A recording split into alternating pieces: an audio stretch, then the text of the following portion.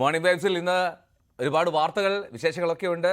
നമുക്കറിയാവുന്ന പോലെ ഇന്ന് ലോക്സഭാ തെരഞ്ഞെടുപ്പിന്റെ 7ാം ഘട്ടം പൂർത്തിയാക്കി അങ്ങനെ വോട്ടെടുപ്പിന്റെ പൂർണ്ണമായിട്ടുള്ള ഒരു ഫൈനൽ ലാപ്പിലേക്ക് എത്തുകയാണ്. ഇന്ന് അതിനുശേഷം ഉറപ്പായും ഏറ്റവും ആകാംക്ഷയോടെ കാത്തിരിക്കേണ്ടത് എക്സിറ്റ് പോളുകളാണ്. ന്യൂസ് 18ലും എക്സിറ്റ് പോൾ അതിസമഗ്രമായി സംപ്രേഷണം ചെയ്യും. രാജ്യത്തുടനീളമുള്ള മണ്ഡലങ്ങളിൽ നിന്നുള്ള ഫലം അത് ഏറ്റവും വലിയ നെറ്റ്വർക്കിൽ നിന്ന് തന്നെ പ്രേക്ഷകർക്ക് ഇന്ന് ലഭിക്കും. വൈകിട്ട് 5 മണി മുതൽ എക്സിറ്റ് പോളിന്റെ വിശേഷങ്ങൾ ആരംഭിക്കുകയും ചെയ്യും. പ്രധാനമന്ത്രി നരേന്ദ്രമോദി കന്യാകുമാരിയിൽ ധ്യാനം അത് തുടരുന്നു. അവിടെ നിന്ന് BB അരുൺ വിവരങ്ങൾ പങ്കുവെക്കും. അപ്പോൾ ഈ കാഴ്ചകൾ വിശേഷങ്ങളൊക്കെ എത്താം. ലോകകപ്പ് 2020 ക്രിക്കറ്റ് ലോകകപ്പ് എത്തുകയാണല്ലോ.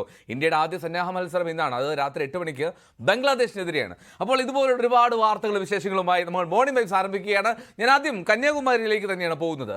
ഈ പ്രധാനമന്ത്രി നരേന്ദ്രമോദിയുടെ ആ ധ്യാനം, വിവേകാനന്ദ പാറയിലെ ധ്യാനം അത് തുടരുകയാണ്. ഇന്ന് അവസാനിക്കും. വ്യാഴാഴ്ച വൈകിട്ട് ആരംഭിച്ചിരുന്നു മോദി ധ്യാനം. 45 മണിക്കൂറിലേറെ ധ്യാനം എന്നുള്ളതാണ് നേരത്തെ അറിയിച്ചിരുന്നത്. അപ്പോൾ ആ ധ്യാനം പൂർത്തിയാക്കി ഉച്ചയ്ക്ക് ശേഷം തിരുവനന്തപുരത്തേക്ക് എത്തും. അവിടെ നിന്ന് ഡൽഹിക്ക് പോകുന്ന മട്ടിലായിരിക്കും യാത്രാ ക്രമീകരണം. BV അരുൺ ചേരുന്നുണ്ട് കന്യാകുമാരിയിൽ നിന്ന്. Arun, good morning. കന്യാകുമാരിയിലെ മറ്റൊരു പ്രഭാതം കൂടി ആസ്വദിച്ച് നിൽക്കുകയാണ് എന്ന് മനസ്സിലാക്കുന്നു. എന്താണെങ്കിലും ആ വിവേകാനന്ദ പാറയും തിരുവള്ളൂരിനെയൊക്കെ ബാക്കിൽ കാണാം. ഇപ്പോഴും ഒരുപാട് പേരെ കാണാൻ കഴിയുന്നുണ്ട്. എന്താണെങ്കിലും ഇന്ന് എപ്പോൾ വരെയായിരിക്കും മോദിയുടെ ധ്യാനം? എപ്പോൾ വിവേകാനന്ദ പാറയിൽ നിറങ്ങും? അത്തരത്തിലുള്ള വിവരങ്ങൾ എന്തെങ്കിലും ലഭ്യമായിട്ടുണ്ടോ? എന്തോ ഗുഡ് മോർണിംഗ്. ഞാനും പ്രധാനമന്ത്രി നരേന്ദ്രമോദിയുമൊക്കെ ഒരു കന്യാകുമാരിയിൽ ഒരു പ്രഭാതം കൂടി, ഒരു സൂര്യോദയം കൂടി ആസ്വദിച്ചു എന്ന് തന്നെ പറയണം. അദ്ദേഹം ഇന്നും രാവിലെ ഇവിടെ വന്ന് സൂര്യപൂജ നടത്തി, സൂര്യോദയം ദർശിച്ചു. അതിനുശേഷമാണ് അദ്ദേഹം അകത്തേക്ക് വീണ്ടും പോയത്. ഇന്നലെയും അദ്ദേഹം ഇവിടെ വിവേകാനന്ദ പാറയിൽ രാവിലെ എത്തുമ്പോൾ സൂര്യോദയം അരുൺ, എനിക്ക് തോന്നുന്നു പ്രധാനമന്ത്രിയെ നമ്മുടെ ക്യാമറയിൽ ഇപ്പോൾ തത്സമയം കാണാം തോന്നുന്നു. അരുൺ, നമുക്ക് കാണാം അവിടെ പ്രധാനമന്ത്രി വിവേകാനന്ദ പാറയിലെ ആ മണ്ഡപത്തിന് മുന്നിൽ ഇപ്പോൾ വസ്ത്രം കാണാം. തീർച്ചയായും അത് തന്നെയാണ്. അദ്ദേഹം ഇന്നലെയും രാവിലെ സൂര്യോദയം ദർശിച്ചു. അതിനുശേഷം അദ്ദേഹം ഇവിടെ വിവേകാനന്ദ പാറയ്ക്ക് ചുറ്റും അദ്ദേഹം നടന്നു. ഇന്ന് രാവിലെയും അതുപോലെ തന്നെ ഇപ്പോഴും അദ്ദേഹം അവിടെ ഉണ്ട്. രാവിലെ 6:02 ആ സമയത്താണ് സൂര്യോദയം കൃത്യസമയം. ഇവിടെ ആ സമയം കഴിഞ്ഞ ശേഷം അദ്ദേഹം സൂര്യപൂജ നടത്തി. ഇപ്പോഴും അദ്ദേഹം അവിടെ തുടരുകയാണ്. പ്രധാനമന്ത്രി നരേന്ദ്രമോദിയുടെ ഏറ്റവും പ്രധാനപ്പെട്ട കാര്യം, ആർക്കും കണ്ടു നിൽക്കാൻ തോന്നുന്ന അത്ര ഭംഗിയുള്ള സൂര്യോദയമാണ് ഇവിടെ കന്യാകുമാരിയിലേതെന്ന് ഉറപ്പാണ്. അതുകൊണ്ട് തന്നെയാണ് പ്രധാനമന്ത്രിക്ക് എത്ര കണ്ടാലും മതി വരാത്ത ഒരു കാഴ്ച. അദ്ദേഹത്തിന് ജീവിതത്തിലെ ഒരുപക്ഷെ ഏറ്റവും ധന്യമായ മുഹൂർത്തങ്ങളെന്ന് അദ്ദേഹം പിന്നീട് പറയുമായിരിക്കും. അത്രയധികം ഭംഗിയാണ് വിവേകാനന്ദ പാറയിലെ കന്യാകുമാരിയിലെ സൂര്യോദയം. എല്ലാവർക്കും നമുക്ക് സാധാരണക്കാർക്കെല്ലാം ഇവിടെ ഈ സൺ റൈസ് വ്യൂ പോയിന്റുകളുണ്ട്. ഇവിടെ ക്ഷേത്രത്തിന് സമീപവും മറ്റിടത്തുമൊക്കെ കൃത്യമായ വ്യൂ പോയിന്റുകളുണ്ട്. അവിടെ നിന്നാണ് എല്ലാവർക്കും കാണാൻ കഴിയുന്നത്. പ്രധാനമന്ത്രിക്ക് അപൂർവ അവസരം തന്നെയാണ് ഈ വിവേകാനന്ദ പാറയിൽ ഇരുന്നുകൊണ്ട് അവിടെ സൂര്യോദയവും സൂര്യാസ്തമയവും ഒക്കെ. സൂര്യാസ്തമയം അവിടെ കൃത്യമായ ഒരു ദൃശ്യം ലഭിക്കില്ല. പക്ഷേ സൂര്യോദയം വളരെ വ്യക്തമാണ് വിവേകാനന്ദ പാറയിൽ. അവിടെ നിന്ന് അദ്ദേഹം സൂര്യോദയം കണ്ടു. ഒരുപക്ഷെ ഇപ്പോൾ അദ്ദേഹം ഇതിന്റെ ഭാഗമായുള്ള മറ്റ് ഇന്നലെ ചെയ്തതുപോലെയുള്ള പൂജകൾ, സൂര്യപൂജ ചെയ്തു. അദ്ദേഹം ഇതിനു ചുറ്റും രുദ്രാക്ഷവുമായൊക്കെ നടക്കുന്നത് നമ്മൾ കണ്ടതാണ്. ഇന്നലെ സ്വല്പം വൈകിയാണ് നമുക്ക് ഈ ദൃശ്യങ്ങൾ നമുക്ക് ലഭിച്ചത്. കാരണം അദ്ദേഹത്തിന്റെ ഒപ്പമുള്ള ക്യാമറ ടീം വളരെ വൈകിയാണ് ഈ ദൃശ്യങ്ങൾ പിന്നീട് അദ്ദേഹത്തിന്റെ യൂട്യൂബ് പേജിലൂടെയും മറ്റും അപ്ലോഡ് ചെയ്തത്. അങ്ങനെ കാണാനായത്. ഏതായാലും നിരവധി വീഡിയോകൾ ഇന്നലെ തന്നെ ഇതുമായി ബന്ധപ്പെട്ട് പുറത്തു വന്നിട്ടുണ്ട്. ഇന്നും സ്വാഭാവികമായി കൂടുതൽ വീഡിയോകൾ വരികയും ചെയ്യും. ഇപ്പോൾ ന്യൂസ് 18ലൂടെയും പ്രേക്ഷകർ കാണുന്നത് പ്രധാനമന്ത്രി നരേന്ദ്രമോദിയുടെ വിവേകാനന്ദ പാറയിലെ സൂര്യോദയം അദ്ദേഹം കാണുന്നു. അതുമായി ബന്ധപ്പെട്ട അദ്ദേഹത്തിന്റെ പ്രഭാതത്തിൽ അദ്ദേഹം ഈ വിവേകാനന്ദ പാറയിൽ നിൽക്കുന്നതുമാണ് ന്യൂസ് 18ലൂടെ പ്രേക്ഷകർ കാണുന്നത്. നമുക്കറിയാം, ഇന്ന് അദ്ദേഹത്തിന്റെ ജീവിതത്തിലെ ഏറ്റവും പ്രധാനപ്പെട്ട ദിവസങ്ങളിലൊന്നാണ്. കഴിഞ്ഞ 2 തവണയും അനായാസം അദ്ദേഹം പ്രധാനമന്ത്രി പദത്തിലേക്ക് എത്തിയെങ്കിൽ ഇത്തവണ അത്ര എളുപ്പമല്ല കാര്യങ്ങളെന്ന ഒരു പ്രതീതി ഉണ്ടാക്കാനെങ്കിലും പ്രതിപക്ഷ സഖ്യത്തിന് ഇന്ത്യ മുന്നണി കഴിഞ്ഞിട്ടുണ്ട്. ഇന്ന് പ്രധാനമന്ത്രി നരേന്ദ്രമോദി മത്സരിക്കുന്ന വാരണാസി ഉൾപ്പെടെയുള്ള മണ്ഡലങ്ങളിൽ തെരഞ്ഞെടുപ്പാണ്. 7ാം ഘട്ട തെരഞ്ഞെടുപ്പ്. ഈ ലോക്സഭാ തെരഞ്ഞെടുപ്പിന്റെ അവസാനഘട്ട വോട്ടെടുപ്പ് ദിനമാണ്. ആ ദിവസമാണ് പ്രധാനമന്ത്രി നരേന്ദ്രമോദി ഇത്തരത്തിൽ ഇവിടെ ഈ വിവേകാനന്ദ പാറയിൽ ധ്യാനമിരിക്കാൻ വന്നത്. അദ്ദേഹം ഇവിടെ ഇപ്പോഴും അവിടെ ഈ പാറയ്ക്ക് ചുറ്റും പാറയുടെ മുന്നിൽ അദ്ദേഹം ഇരിക്കുന്നത്. അദ്ദേഹം കാഷായ വസ്ത്രം അണിഞ്ഞു തന്നെയാണ് ഇന്നലെയും ഇതിൽ പങ്കെടുത്ത്. ഇന്നും അത്തരത്തിൽ പ്രധാനമന്ത്രി നരേന്ദ്രമോദി അവിടെ തുടരുകയാണ്. ഇന്ന് വൈകിട്ട് 3 വരെയാണ്. ഏതാണ്ട് ഇന്ന് രാവിലെ ആകുമ്പോൾ 37 മണിക്കൂറുകൾ പിന്നിടുന്നു. നരേന്ദ്രമോദി പ്രധാനമന്ത്രി ഇവിടെ വിവേകാനന്ദ പാറയിൽ എത്തിയിട്ട് അദ്ദേഹത്തിന്റെ ധ്യാനം തുടങ്ങിയിട്ട് ഇന്ന് വൈകിട്ട് 3 മണി വരെയാണ് അദ്ദേഹം ഇവിടെ ഉണ്ടാകുമെന്ന് അറിയിച്ചത്. അതായത് ഏകദേശം 45 മണിക്കൂർ ഒരു ഇന്ത്യൻ പ്രധാനമന്ത്രി ഇത്തരത്തിൽ ഈ സമുദ്രത്തിന് ത്രിവേണി സംഗമത്തിന് 3 മഹാസമുദ്രങ്ങൾ ഒരുമിച്ച് ചേരുന്ന ഈ അപൂർവമായ സമുദ്ര തലത്തിൽ ഒരു ഇന്ത്യൻ പ്രധാനമന്ത്രി ഇത്രയധികം മണിക്കൂറുകൾ ചെലവഴിക്കുന്നതിന് ഏറ്റവും പ്രധാനപ്പെട്ട കാര്യം മറ്റൊരു പ്രധാനമന്ത്രിമാരും ഇത്തരത്തിൽ ഇവിടെ ഇത്രയധികം സമയം ചെലവഴിച്ചിട്ടില്ല. ഒരുപക്ഷെ മറ്റ് ആർക്കും ഈ സമുദ്രത്തിന് മധ്യത്തിൽ സ്ഥിതി ചെയ്യുന്ന ഒരു പാറയിൽ ഈ രീതിയിൽ ഇത്രയധികം സമയം തുടരാനുള്ള അവസരം ഉണ്ടായിട്ടുമില്ല. പ്രധാനമന്ത്രി അദ്ദേഹത്തിന്റെ വിശ്രമവേളകൾ അല്ലെങ്കിൽ അദ്ദേഹത്തിന്റെ ഈ ആത്മീയ വഴിയിലെ പ്രധാനപ്പെട്ട അവസരങ്ങൾ ആ രീതിയിൽ തന്നെ വിനിയോഗിക്കുകയാണ്. ഇപ്പോഴും അദ്ദേഹം അവിടെ തുടർന്ന് വളരെ വ്യക്തമായ ദൃശ്യങ്ങൾ കാണാം. സ്വാഭാവികമായും പ്രധാനമന്ത്രിയോട് തുടരുമ്പോൾ അതുമായി ബന്ധപ്പെട്ട സുരക്ഷാ ക്രമീകരണങ്ങളും വളരെ ശക്തമാണ്. ഇപ്പോഴും നാവികസേനയുടെയും കോസ്റ്റ് ഗാർഡിന്റെയും ഒക്കെ കപ്പലുകളും ബോട്ടുകളും ഒക്കെ ചുറ്റും വലിയ രീതിയിലുള്ള സുരക്ഷ തീർക്കുന്നുണ്ട്. ഇന്നലെ നമ്മൾ കണ്ടത് ഈ അദ്ദേഹത്തിന്റെ പ്രഭാത വന്ദനത്തിനൊക്കെ ശേഷം അദ്ദേഹത്തെ കാണാൻ നിരവധി പേർ അവിടേക്ക് എത്തിയത്. മോദിയുമായി നേരിട്ട് അവർ കൂടിക്കാഴ്ച നടത്തിയോന്ന് അറിയില്ല. നിരവധി പേരെ ബോട്ടുകളിൽ അവിടേക്ക് ഒരു 8 മണിക്ക് ശേഷം ആളുകളെ അവിടേക്ക് എത്തിച്ചിട്ടുണ്ട്. ഇന്നും അത് തുടരാനാണ് സാധ്യത. ഇപ്പോഴും ഒരു ബോട്ട് അവിടേക്ക് പോകുന്നത് ദൃശ്യങ്ങളിലേക്ക് ഒരുപക്ഷെ പ്രധാനമന്ത്രിയുടെ ദൃശ്യങ്ങൾ തന്നെ ഷിജു ചവറ ഫോക്കസ് ചെയ്യുന്നതിന് അവിടേക്ക് ഇപ്പോൾ പോകാൻ കഴിയുമെന്ന് കരുതുന്നില്ല. ഏതായാലും നിരവധി ആളുകളെ അവിടേക്ക് ഇന്നലെയും കൊണ്ടുവന്നിരുന്നു. പ്രധാനപ്പെട്ട ആളുകളൊക്കെ ആകാം, ഒരുപക്ഷെ സന്യാസി ശ്രേഷ്ഠന്മാരോ അല്ലെങ്കിൽ ബിജെപിയുടെ പ്രധാനപ്പെട്ട നേതാക്കളോ ഒക്കെ ആകാം അവിടെ എത്തിയത്. നിരവധി പേർ അവിടെ എത്തിയിരുന്നു. ഇന്നും അത്തരത്തിൽ ആളുകളെ അവിടെ പ്രതീക്ഷിക്കുന്നു. ഇപ്പോഴും പല ആളുകളും അവിടേക്ക് വന്നു പോകുന്നുമുണ്ട്. സാധാരണക്കാർക്ക് വിവേകാനന്ദ പാറയിലേക്ക് പ്രവേശനം ഇന്ന് വൈകിട്ട് 3 വരെയെങ്കിലും, ഒരുപക്ഷെ അതിനുശേഷവും ഇന്ന് മുഴുവനെങ്കിലും വിലക്ക് തുടരാനാണ് സാധ്യത. കന്യാകുമാരി ക്ഷേത്രത്തിലും അതുപോലെ ഈ സൂര്യോദയവും സൂര്യാസ്തമയവും കാണാനും ഒക്കെ ബീച്ചിലേക്കുമൊക്കെ ആളുകൾക്ക് യഥേഷ്ടം വന്നുപോകാം. വാഹന ക്രമീകരണത്തിൽ മാത്രമാണ് ഇളവുള്ളത്. ഏതായാലും വളരെ പ്രധാനപ്പെട്ട ഒരു ദിനം. പ്രധാനമന്ത്രി നരേന്ദ്രമോദി തന്റെ അവധിക്കാലം അല്ലെങ്കിൽ അവധിക്കാലം ആത്മീയ കാര്യങ്ങളിലേക്ക് മാറ്റിവെക്കുന്നു എന്നുള്ളത് ഏറ്റവും പ്രധാനപ്പെട്ട വിഷയം. അദ്ദേഹം നേരത്തെയും ഇത്തരത്തിൽ തുടർച്ചയായ മാസങ്ങളും വർഷങ്ങളും നീളുന്ന രാഷ്ട്രീയ പ്രചരണങ്ങൾക്കിടെ ഭരണത്തിനിടെ ഇദ്ദേഹം ഇത്തരം ഇടവേളകൾ എടുക്കുക ആത്മീയ വഴിയിലേക്ക് തന്നെയാണ്. ഇത്തവണയും അദ്ദേഹം അതുപോലെ ഇവിടെയാണ് കന്യാകുമാരിയിലാണ് എത്തിയിരിക്കുന്നത്. ഇന്ത്യയുടെ തെക്കേ അറ്റത്തെ ഈ മുനമ്പിൽ കന്യാകുമാരിയിലേക്ക് മോദി എത്തുമ്പോൾ മറ്റു ചില രാഷ്ട്രീയ ലക്ഷ്യങ്ങൾ കൂടി അതിലുണ്ടെന്ന വിമർശനം സ്വാഭാവികമായി ഉയർന്നു വരും. അദ്ദേഹം ഇപ്പോൾ സൂര്യൻ പൂജയ്ക്ക് ശേഷം ദൃശ്യങ്ങളിൽ മനസ്സിലാകുന്ന അദ്ദേഹം സൂര്യനെ കൈകൂപ്പി തൊഴുന്ന ദൃശ്യങ്ങളാണ് ഇപ്പോൾ നമുക്ക് ഇവിടെ കാണാനാകുന്നത്. അദ്ദേഹം അവിടെ തന്നെ തുടരുകയാണ്. സൂര്യപൂജ ഇന്നലെയും അദ്ദേഹം ഇവിടെ ചെയ്തതാണ്, നമ്മൾ കണ്ടതാണ്. അദ്ദേഹം ഇപ്പോഴും അവിടെ തന്നെ അദ്ദേഹം ഉണ്ട്. അദ്ദേഹത്തിന്റെ ദൃശ്യങ്ങൾ കുറച്ചുകൂടി വ്യക്തമായി ഇപ്പോൾ കാണാനാകുമെന്ന് കരുതുന്നു. അദ്ദേഹം അവിടെ തന്നെ പൂജ തുടരുകയാണ്, സൂര്യ നമസ്കാരം ചെയ്യുകയാണ്. നമുക്കറിയാം അദ്ദേഹം യോഗയുടെ കാര്യത്തിലേക്ക് വളരെ പ്രധാനപ്പെട്ട ഏറ്റവും അതിന്റെ ഉന്നതങ്ങളിലേക്കൊക്കെ സഞ്ചരിച്ചിട്ടുള്ള ആളാണ്.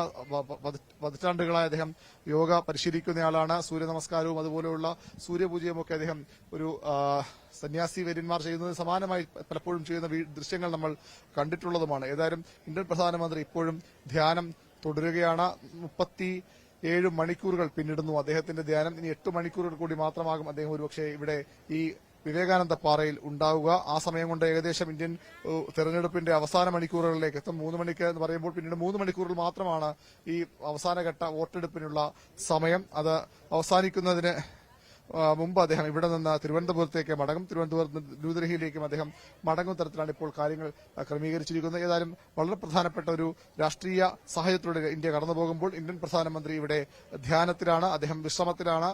അദ്ദേഹത്തിന്റെ എന്താണ് ഇതുകൊണ്ട് രാഷ്ട്രീയ നീക്കങ്ങൾ എന്ന കാര്യത്തിൽ ഭിന്ന അഭിപ്രായമുണ്ട്. ലക്ഷ്യങ്ങൾ എന്താണ്? പ്രധാനമന്ത്രി എന്തിനാണ് ഈ ധ്യാനത്തിന് നേരത്തെ ഹിമാലയ സാനുക്കളിലൊക്കെ ധ്യാനം അനുഷ്ഠിച്ച് വളരെ പ്രശസ്തി നേടിയ ആരാധകർക്ക് വലിയ ആവേശം നൽകിയ ആ രീതിയിൽ അദ്ദേഹത്തെ ബഹുമാനിക്കുന്ന ആളുകൾക്കൊക്കെ ആ രീതിയിൽ വലിയ പ്രതീക്ഷ നൽകിയ നരേന്ദ്രമോദി എന്തിനാണ് ഇത്തവണ ഈ ധ്യാനത്തിന് ഈ ഇന്ത്യയുടെ തെക്കേയറ്റത്തെ ഈ മുനമ്പിനെ കന്യാകുമാരിയിലെ വിവേകാനന്ദ പാറയെ, നമുക്കറിയാം സ്വാമി വിവേകാനന്ദൻ ചിക്കാഗോയിലേക്ക് പോകുന്നതിന് മുമ്പ് ധ്യാനമിരുന്ന സ്ഥലമാണ് ഈ പാറ. അവിടെ അതാണ് പിന്നീട് വിവേകാനന്ദ പാറയായി മാറുന്നത്. അതിന് സമീപമുള്ള ശ്രീപാദ പാറയ്ക്ക് സമീപം തന്നെയാണ് നരേന്ദ്രമോദിയും ധ്യാനമിരിക്കുന്നതും വളരെ പ്രത്യേകതയുള്ള കാര്യമാണ്. വളരെ ശ്രദ്ധേയമായ കാര്യമാണ്. വിവേകാനന്ദൻ തപസ്സനുഷ്ഠിച്ചു പോകുമ്പോൾ അതിനുശേഷം വലിയ പ്രയത്നങ്ങൾക്ക് ശേഷമാണ് വിവേകാനന്ദ പാറ ഇത്തരത്തിലൊരു വലിയൊരു സാംസ്കാരിക ആത്മീയ കേന്ദ്രമായി രൂപപ്പെട്ടത്.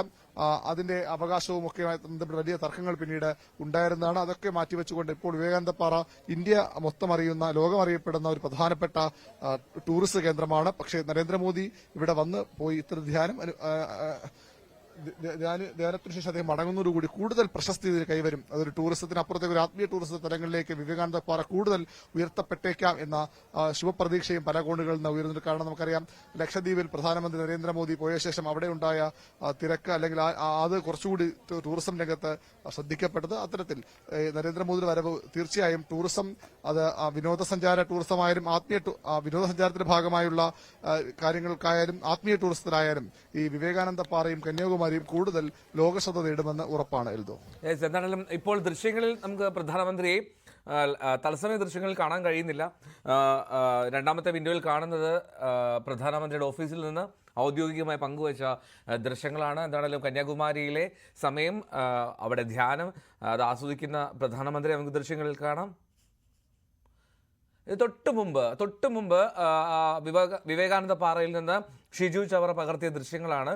പ്രധാനമന്ത്രി ആ മണ്ഡപത്തിൽ നിന്ന് പുറത്തേക്ക് ഇറങ്ങി വരുന്നത് കാണാം. അവിടുത്തെ നടയിൽ ഇരിക്കുന്നു, സുരക്ഷാ ഉദ്യോഗസ്ഥരുണ്ട്, ഒപ്പം അദ്ദേഹത്തിൻ്റെ ധ്യാനം ചിത്രീകരിക്കുന്നവരുണ്ട്. എല്ലാവരെയും നമുക്ക് കാണാം ആ ദൃശ്യങ്ങളിൽ. ഇത് തത്സമയമാണ്. വീണ്ടും ആ മണ്ഡപത്തിൻ്റെ മുന്നിലേക്ക് പ്രധാനമന്ത്രി എത്തുകയാണ്. കന്യാകുമാരിയിൽ നിന്ന് ഷിജു ചവറയും വി അരുണുമാണ് ദൃശ്യങ്ങൾ പങ്കുവയ്ക്കുന്നത്. പ്രധാനമന്ത്രി നരേന്ദ്രമോദിയെ, ഇത് നമുക്കറിയാവുന്ന പോലെ വിവേകാനന്ദ പാറയ്ക്ക് സമീപമുള്ള കരയിൽ നിന്നാണ് ഇപ്പോൾ ഷിജു, നമ്മുടെ ക്യാമറാമാൻ, ആ ദൃശ്യങ്ങൾ പകർത്തുന്നത്. എന്താണെങ്കിലും വളരെ ദൂരത്തിലായതുകൊണ്ട് പരമാവധി സൂമിനിലാണ് നമുക്ക് ആ പ്രധാനമന്ത്രിയുടെ വിദൂര ദൃശ്യങ്ങൾ കാണാൻ കഴിയുന്നത്. എന്താണെങ്കിലും പുലർച്ചെ തന്നെ സൂര്യ നമസ്കാരം നടത്തി. അതിനുശേഷം ഇപ്പോൾ പ്രഭാതത്തിൽ വിവേകാനന്ദ പാറയിലെ ആ മണ്ഡപത്തിന് മുന്നിൽ നരേന്ദ്രമോദി, ഇന്ത്യൻ പ്രധാനമന്ത്രിയെ നമുക്ക് കാണാൻ കഴിയുന്ന ദൃശ്യങ്ങളിൽ.